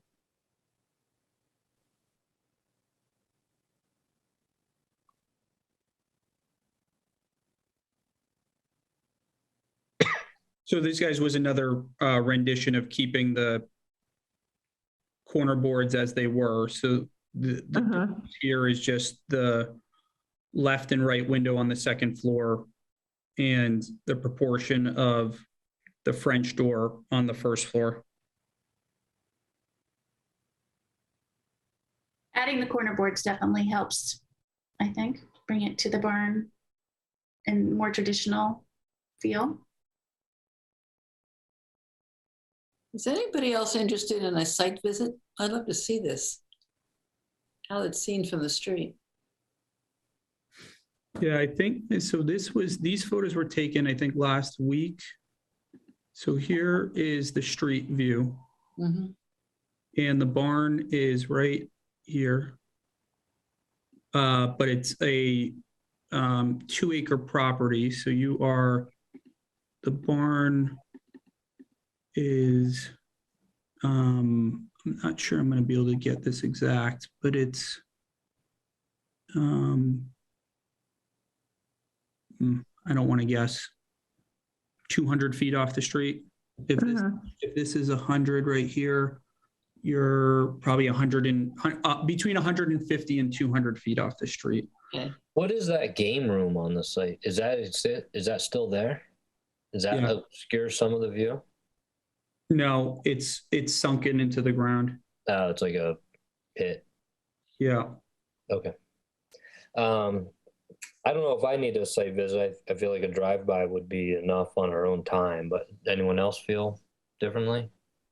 No, I agree. I'm curious, what is all that stuff on the back of the barn? I understand the first part, but then there's a lot of low additions going on. Is that a chicken coop? Is it a storage area?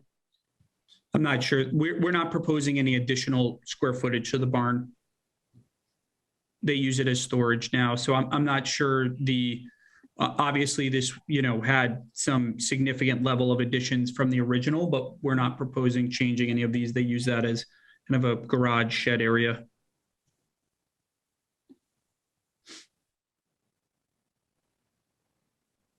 Sort of a classic growth over time look. So continue this till next month? Yeah, I think we'll continue. You have enough feedback? I think so. Okay. I think you're close. Okay. Thank you, guys. Thank you, Sean. All right. Bye. Bye. All right. Next on the agenda, 1007 Main Street. Guys. Hi, Diana. Hi, Andrea. How are you? Good. Save the best for last, right? Yes.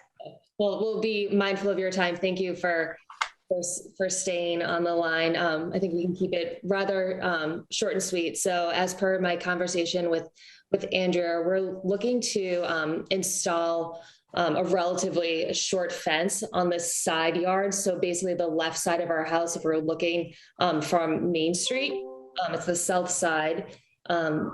The fence itself, what we're proposing is a 17-foot wide fence. It'll be 2 6.5 panel fences plus a 4-foot wide gate. The style is a privacy fence. It's the 4-foot universal board fence plus the 2-foot topper.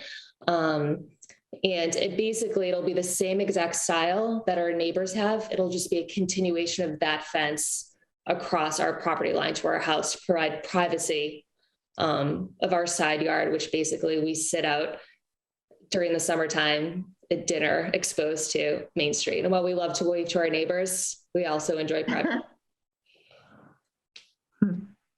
So I can, what's that? The only difference is going to be. Yeah, and the one thing, Ryan didn't make a good point. The one thing we should note, so our neighbor's fence is painted white. It's a wooden white fence. However, given that our house is not white, it's kind of a cream off-white color. We plan to keep the fence just cedar natural wood. So I don't know if you guys have received the package, but I could probably share it if that's. We've got it here. Yeah, we have it. Oh, look, there we have it. Okay, you got it. Can you see this? Is that Miss Tracy doing that? I think I'm actually. Oh, okay, great. Thank you. Driving it for sure. Yeah, so this is just if you're looking from Main Street where we're like to put the fence. I can just jump to slide 5, which kind of shows our neighbor's fence. So the style of fence that we will put is similar. It basically is called the universal board fence with the Mount Vernon topper. So it's the 4-foot bottom plus the 2-foot topper. Yeah. And that's the seating from which you wave. What was that? The seating that you were showing. Oh yeah, that's where we wave. We invite everyone for dinner as they walk by during the summer months. Where does, on this photograph, where would the fence hit? The corner of the gutter? Is that where the gutter comes down? The fence comes right at the edge of the patio? Oh yeah, so you know what, let me move up to the previous slide. I think it's just kind of better. You can see, I guess I'll indicate with the mouse itself. So it goes over from here on this picture, it looks like it would hit kind of where our porch is, but actually it's set back quite significantly. I think it might be even 6 to 10 feet back from the porch itself. So in between the window and the gutter that's coming down in the previous photograph? Yeah, yep, there we go. This is a little bit better.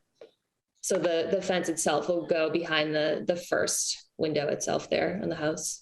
Behind the first window. Mm-hmm. Martha, what is the date of the house? Do you know? Brand new. Yeah, 20. So this was 2019. Yeah. We saw this fence a year or so ago, and they've removed a piece of it from the front of the property. Yeah.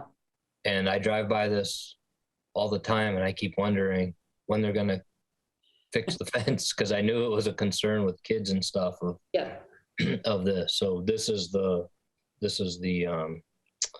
reapplication. We've seen this fence before. And isn't there some fence that's still up that needs to be removed? No, we allowed the fence in the back.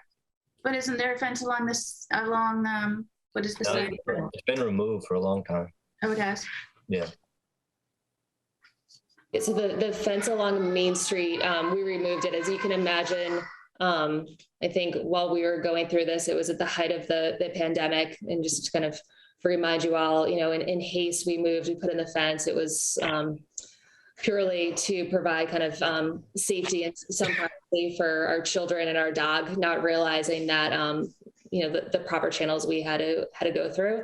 So as we met with you and learned what we needed to do. We were working with our fencing company, or trying to work with a fencing company, because when you're trying to ask a fencing company to take down a fence versus put up one, everyone kind of falls off the radar. So we chased and chased and chased, and then Ryan here went out there with his own tools to get the fence down. But now with the fence down, we've realized that maybe that fence, I think we originally wanted to change so it would adhere with the historical bylaws and put along the back along Main Street. We decided, you know what, we're just going to keep the front yard open, but we still, to kind of meet in the middle and have that privacy and safety of our children, our dog, just to run this continuation of the fence that our neighbors have kind of set further back off their street along the side of the house. Does it match the rest of the fence, or you're just matching the neighbors? We're matching the neighbors. Yeah. Yeah. Okay. All right. The reason we ask about the age of the house and so forth is normally we don't like fences to come up and cover up any of the original old part of the house, which is ridiculous now. So it doesn't matter. But we have to figure out where that goes. And how did you determine how far up along the side of the house to bring the fence? I think it was just to make it flush with the existing neighbor's fence. Simple as that. And obviously just consideration of sort of the land area behind and, where the landscaping is. Mm-hmm. It's a pretty fence. Yeah, our neighbors have really good taste. No, I mean, it seems appropriate for the house too. And that looks like the right spot for it. Yeah. Anyone want to give Dan a break and make a motion? I'll make a motion to issue a certificate of for 1007 Main Street in the Liberty Plain Historic District for the installation of a 6-foot privacy fence along the left side of the house as viewed from Main Street to mimic the neighboring fence. It's going to be cedar, approximately 20 feet in length. And with a 2-foot topper as opposed to the usual 1 foot. Wait a sec, wait.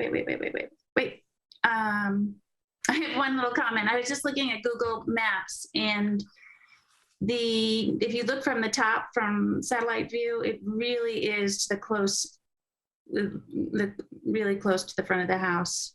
Almost, I think it's on the street side of that window. It looks like it's very close to the front of the house. I just would like people to take a peek at that, please, before we approve. To me, it looks like it's where your neighbor's fence ends and your house looks like maybe 6 feet, maybe 7 feet.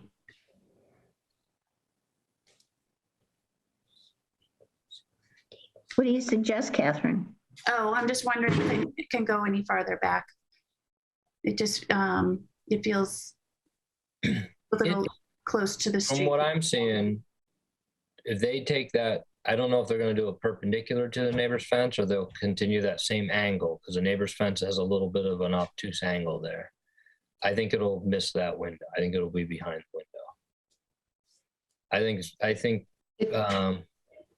think it's going to be at the corner of the house. Yeah, it's set back beyond that first window, and that actually, so I guess that first window, it's a full room, and we're sitting in that room right now in the house, so it's a full room. So it's definitely, I mean, it's at least 10 feet wide, that room, so it's set back. I think on the front of the house. I think if I'm by looking at the satellite view, it looks like as if that what we're seeing on the screen now accurately reflects the landing spot with good, reasonable accuracy. It's 12. I just measured it in a program I have. It's 12 feet back from the face of the porch. Okay. And it misses the window. And that was probably more accurate than the tape measure that Ryan just ran outside to measure. It's the porch, Dan. Yeah. The porch is about 4.5, 5 feet deep. So that's about 8 feet from the corner of the house. Correct. I think we have a motion before us. Was there a second? Second. All right, Carol, how do you vote? I vote aye. Justin? Aye. Catherine? Aye. Ann? Aye. It's an aye for me. Motion passes. Now I need to know the answer, Diana. How close was I? Yeah, it's 9.5. It's 9.5 feet from the house, and then another 6 feet from the house to the front of the porch. So 15.5 feet from the front of the porch. Shows you how accurate Google Earth is, Dan. Not bad, huh? Thank you for a little pause there. Sorry about that. Sorry, we have our guest. Oh, yay. Hi. Thank you all for, I'm sure it wasn't fun taking that brand new fence down and then coming back to us, but thank you for following the procedure. No, thank you for recognizing that wasn't fun.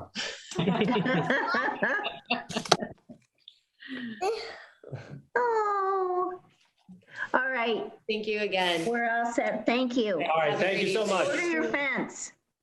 Thank you. Thank you. Okay. Amanda. Last but not least. Not least at all. Hello, hello. Oh, I thought you were part of the barn. You were early. See, I didn't know when I was going to be, so I'm very new to this. And I did not bring my architect. I'm doing it myself because I figured why not? I'm learning as I go here. So this is just real quick, this is an informal discussion. This is not up for a vote. So we want to keep this pretty brief. Sometimes we get a little long-winded with these. So you just kind of give us a general overview of what you're proposing. We'll give some initial feedbacks, not detailed feedbacks, until you actually have an application in front of us. Okay, I did submit. Excuse me, Amanda, do you want Miss Tracy Are you able to show, the plans? Tracy, are you able to do that for me? I'm a little. Sure. Yep, no problem at all. One moment. Thank you. And you guys should have packets in front of you as well. We do. Yeah, the So while copies weren't great, but No, it's very hard to see. Oh, I'm so sorry. Well, to make it brief, it's a 1950s house, 86 Levitt Street.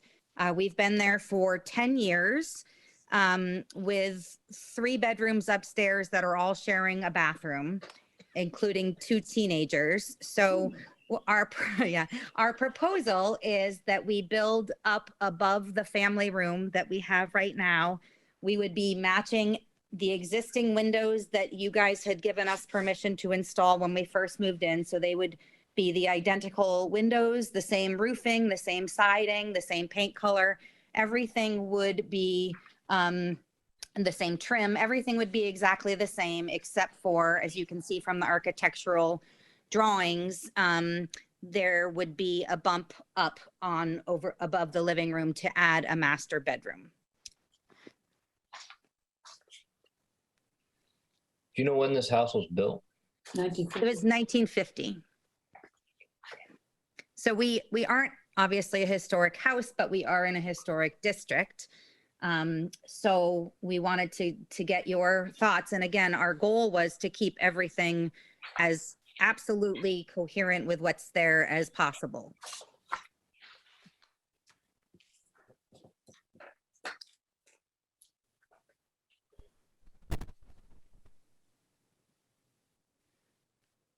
Amanda, the existing house it's currently 1 story there on the left. It is. Yeah. And so you're adding a story. A second story above the left-hand bump out, correct? Yep. And what happens to your chimney? The chimney will be encased partially in that bedroom, and we'll have it be part of the wall in the bedroom. Oh, okay. My husband is voting to keep it raw and open so that we can see the brick. So we'll see. I'm not sure. But do you see anything glaring that would keep us from your approvals at the next meeting? Anything I could change or answer for you? Get the name of Levitt Street correct on Al's drawing. I know. I pointed that out to him, and yeah.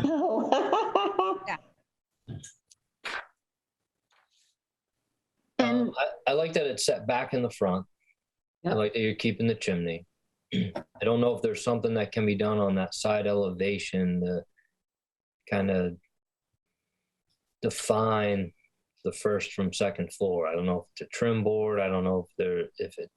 Yeah. I know setting it in a foot even adds a lot of structural costs. So I know that's probably not an option. If you look at that slide, the left side elevation, we did put a trim piece across just to sort of delineate. And then we suggested that maybe we do board and batten on the top, just so that it's not one huge Goliath piece of clapboard all the way, across, just to break up that eye a little bit.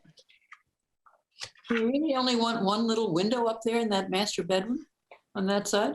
Believe it or not, I needed a wall that would have a place for a bed. And so with the front windows being where they are to match the front of the house, we needed one wall that was just going to be plain. So we could put a bed against it. Okay.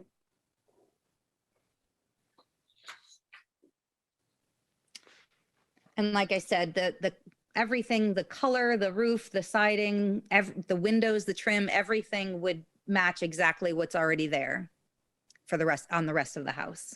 So we kind of went with like the minimal amount that you could humanly. We drove around all of Hingham looking at what other houses have done when they've bumped out over a colonial, and they were all very detailed and fancy, and we just wanted something very simple, in keeping with that 1950s. Yeah, I think changing the siding on the addition is a nice Thank you. Just breaks differentiate. up the eye a little bit. All right. Anything Anyone else? fairly cut and dry? Bring better copies next time. Yeah. Yeah, It need more ink. more. Yeah. Well, it's funny. It was a brand new ink cartridge. So I think Al's I don't know if it's software or what. I don't know. I'm gonna have to ask him. Maybe you put the white ink cartridge in. Yeah, maybe I did. Well, not to put you on the spot, but if nobody has any formal suggestions, does that pretty much ensure that at the next meeting it would be passed, or am I getting ahead of myself? We're never that predictable. Never that right. Sure is a big word. The operative word there is. I mean, I haven't heard any major concerns here tonight, so I would think you're in pretty good shape. Okay, so no changes as far as what you're seeing right now. And you have no problem with me keeping the bay window? It's exactly the same one that's there right now. You're replacing it, or? Nope, just nothing. We're literally. If you're not touching it, you're not touching it. Yeah. All right, Right. great. Right. And the little gables were supposed to aesthetically match the front entrance to have just a little bit of an architectural interest. Yeah. Okay. Well, thank you guys for. Sorry, are you centrally air conditioned? We do. Okay. I'm just worried about you not getting enough air at night in that. I appreciate the concern. The first thing we did when we moved in was put in air, and I've never looked back. Yeah, yeah. Especially now that I'm hitting my 50s. All right. Well, thank you guys. I appreciate that you didn't have any feedback. That makes me very happy. Thank you, Amanda. All right. Have a good night. Still give Al some hell on the toner cartridge. I will. I absolutely and will. street names. Thank you. Thank you. All right. Bye. Thank you. Hey guys, I'm super sorry. This is Sean here again, and not to be unorthodox in any way, but I was wondering if I could show you one of the original images that we showed the client to see if this is heading in a different direction that you guys might like better, that I could ask their opinion on. So I can't say that they can go for this, but I just thought that I wanted to show you guys the one that does have the taller doors. That interesting. Tracy loves it. So I like it, but I heard you say they had a concern of the cost of those doors. So I'm not saying. Guys, look, I would love to build this. So if you guys want to say that this is the only one that will approve, I mean, so I just pretty neat. This is a really cool option, and we do take some inspiration from that picture that you saw, which is a barn in Alabama. But I think that's the direction, is to take that rectangle defined by this and do something. It doesn't need to be a 20-foot operable door, but I think to make that type of scale entry, I think really helps. That's the barn-like feel coming through. All right, so you guys like the feel of this one better? I hate to differ. I think it's really contemporary, and you can I think rotate it's this absolutely siding. beautiful. But I don't. It's up in the mountains in a resort or someplace. It's beautiful, but it's not historically appropriate in my mind at all. I think you can take the comments and your thoughts and blend a lot of this together to find an answer. Okay, thank you guys. All right. Thank you, Sean. But Dan was right. I loved it. Yeah, but I don't think it has to be 20 foot. I do 20-foot doors. I don't think it has to be 20-foot doors. It's gorgeous. We have a few business items to deal with. Yeah, we have minutes to approve. 2 meeting minutes? Yep. They're from, I can't remember. Can I make a motion to approve the meeting minutes as presented from March 24th, 2022? A minute, man. Second, Carol? Yes. All right. Motion to approve minutes, Carol. Aye. Aye. Justin? Aye. Catherine? Aye. Dan? Aye. Aye for me. Any comments on, what do we have, April 14th, 2022. 14th. Were there any comments on the April 14th minutes? They matched the video. I'll make a motion to Tracy, approve. Miss Tracy is fabulous. I'll make a motion to adopt the meeting minutes as presented for April 14th, 2022. Is there a second? Seconded. Second. All right. Carol, Aye. Justin, Aye. Catherine, Aye. Dan? And I assume it's okay to vote since I watched the video, right? Yeah. That's probably even better. Absolutely. Dan? Aye. And aye for me. Second. And the last is the schedule. I have one question on the schedule. Sure. April Yes. 6th.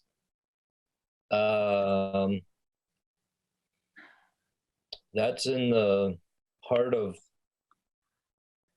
Catholic Holy Week, Christian Holy Week. It is? Why is that the, yeah, I think Ash Wednesday is the 5th and then Maundy Thursday. Oh, well, then I screwed that up. Yeah, Because usually what I do is I look at all the calendars. I mean, I changed one of the dates in April. I changed because it was the end of Passover. So, yeah, so I don't know if the 13th better. I know we can't do the 20th because that's April vacation. yeah, that's April. Maybe it has to be the 27th then. Because you ruled out the 13th. Well, the 13th is the end of Passover. It's the last night of Passover, which is significant for people. So it would have to be the 27th, I think. I mean, I'm okay with the 6th. I just don't know if that. But wait a minute. Tell me again. Passover starts April 5th. Yeah. That would also, and then the 6th will be Maundy Thursday. The 7th is Good Friday. Oh, see, we Easter. can't.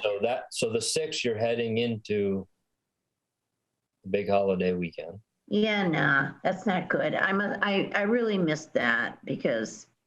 And then the 20th is April vacation because the 17th is Patriots Day. So it'd have to be the 27th. Or the 13th, right? No, the 13th is Passover. The end of Passover. Yeah, because Passover starts the. Oh, it ends on the 13th. So it goes to the 12th. It ends on the 13th, yes. Yeah. So, and that's an important holiday. So it has to be the 27th?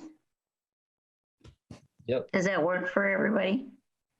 Yeah, I'm wide open in a year from now. Yeah. Who knows? Could be dead and gone by then. Who knows? Yeah, right. I know. Oh, God. Wait a minute, I can take your vitamins. Yeah. Well, we got my son's birthday, my wife's birthday, and then the 27th would be one day after my birthday. So next year's almost a trifecta for me. Oh my gosh, are you all April? No, I'm saying July 14th is my son, February 16th is my wife, and I'm April 26th. Oh, I'm February 16th. Us and Kim Jong-il.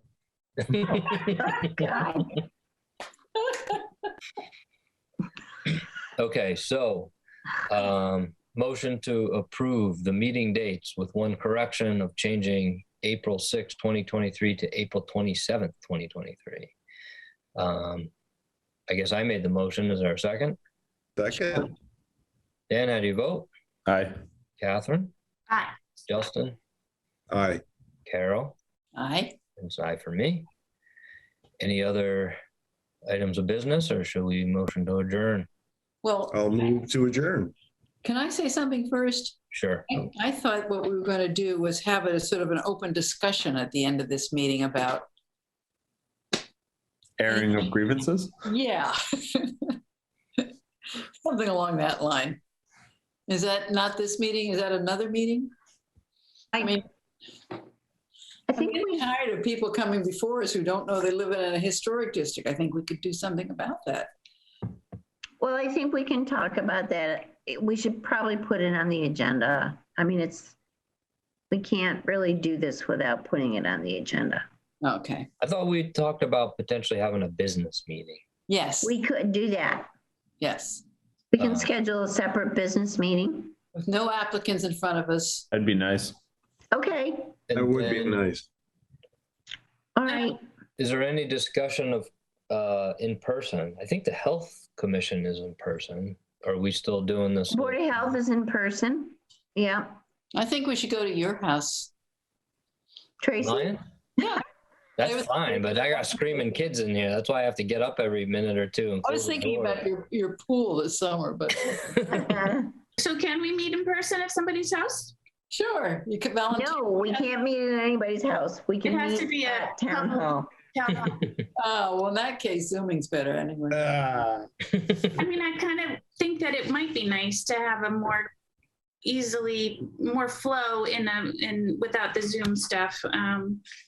I don't know, in person. I'm not sure Zoom's ever going away. No. You know, what I'm seeing in the city of Boston, and I'm presenting there all the time, is you're getting a little bit more participation from neighbors. I guess I meant for our business meeting, not for like for our business meeting. I just thought it might be more cash and easier to discuss without people, you know. Yeah, we could do that, but I think we'd have to have Zoom in the room, Andrea, so that it was still. Wouldn't we? Yeah, and they've started to do some hybrid meetings. But it's up to whatever you want to do. I find that the Zooms are very handy, being able to go over and look at Google Maps and satellite views. And Yeah, I know. It was very impressive tonight. Everybody had. Yeah. And Dan, like, measuring stuff. Wow. That's one step up from Google Maps. That's Google Earth. I use Near Map, actually, if you ever use it. Can anybody use that in your map? If you ask me for my username and password, it's a paid subscription. But Google Earth you can get a free subscription to that. That's just that one's free. I use Near Map because they fly over cities 2 to 4 times a year, so you can see the history. So you can That's cool. So they fly over Hingham like about 3 times a year, so you can go back in time. Wow. But if you use Google Earth, those of you who have MIT background or knowledge, you can measure in smoots. Yeah. Feet, Where's yards, smoots? miles, and smoots. Where's Smooth? It's Never like heard of a a smoot? guy's height that they flipped head over tail. They measured the Longfellow like the Bridge. Charles River Bridge with this guy who was drunk. And they brought him out and measured the bridge with him. Ms. Tracy, please reflect this into the record, please. So for the business meeting, should we, I'm not sure if we're ready to put a date on the calendar. Between now and the next meeting, should we present some topics that we can put on that agenda, and we can discuss that at the end of June's meeting? I'll send them to you right now. There you go. Oh, good. Okay. Yeah, send them to me and then I'll put them all together and send them to everybody. And then we can go over that compiled list at the next meeting, and then decide what we want to address and make sure it's not too overwhelming, and set a date. Prioritize. Okay. Very good. That sounds very organized. I'll make a motion to adjourn on that note. Second. All right. Can we just do a group vote, or we have to go individually? I thought We have to everything do- has to be a roll call on Zoom. Yeah, we have 2 roll call, Tracy. All right, Dan, Aye. Catherine, Carol, Aye. Justin, Aye. and an aye for me. Good night, everyone. Thank you. Thank you, Miss Tracy. Once again, you did a fabulous job. Have a good night, everyone.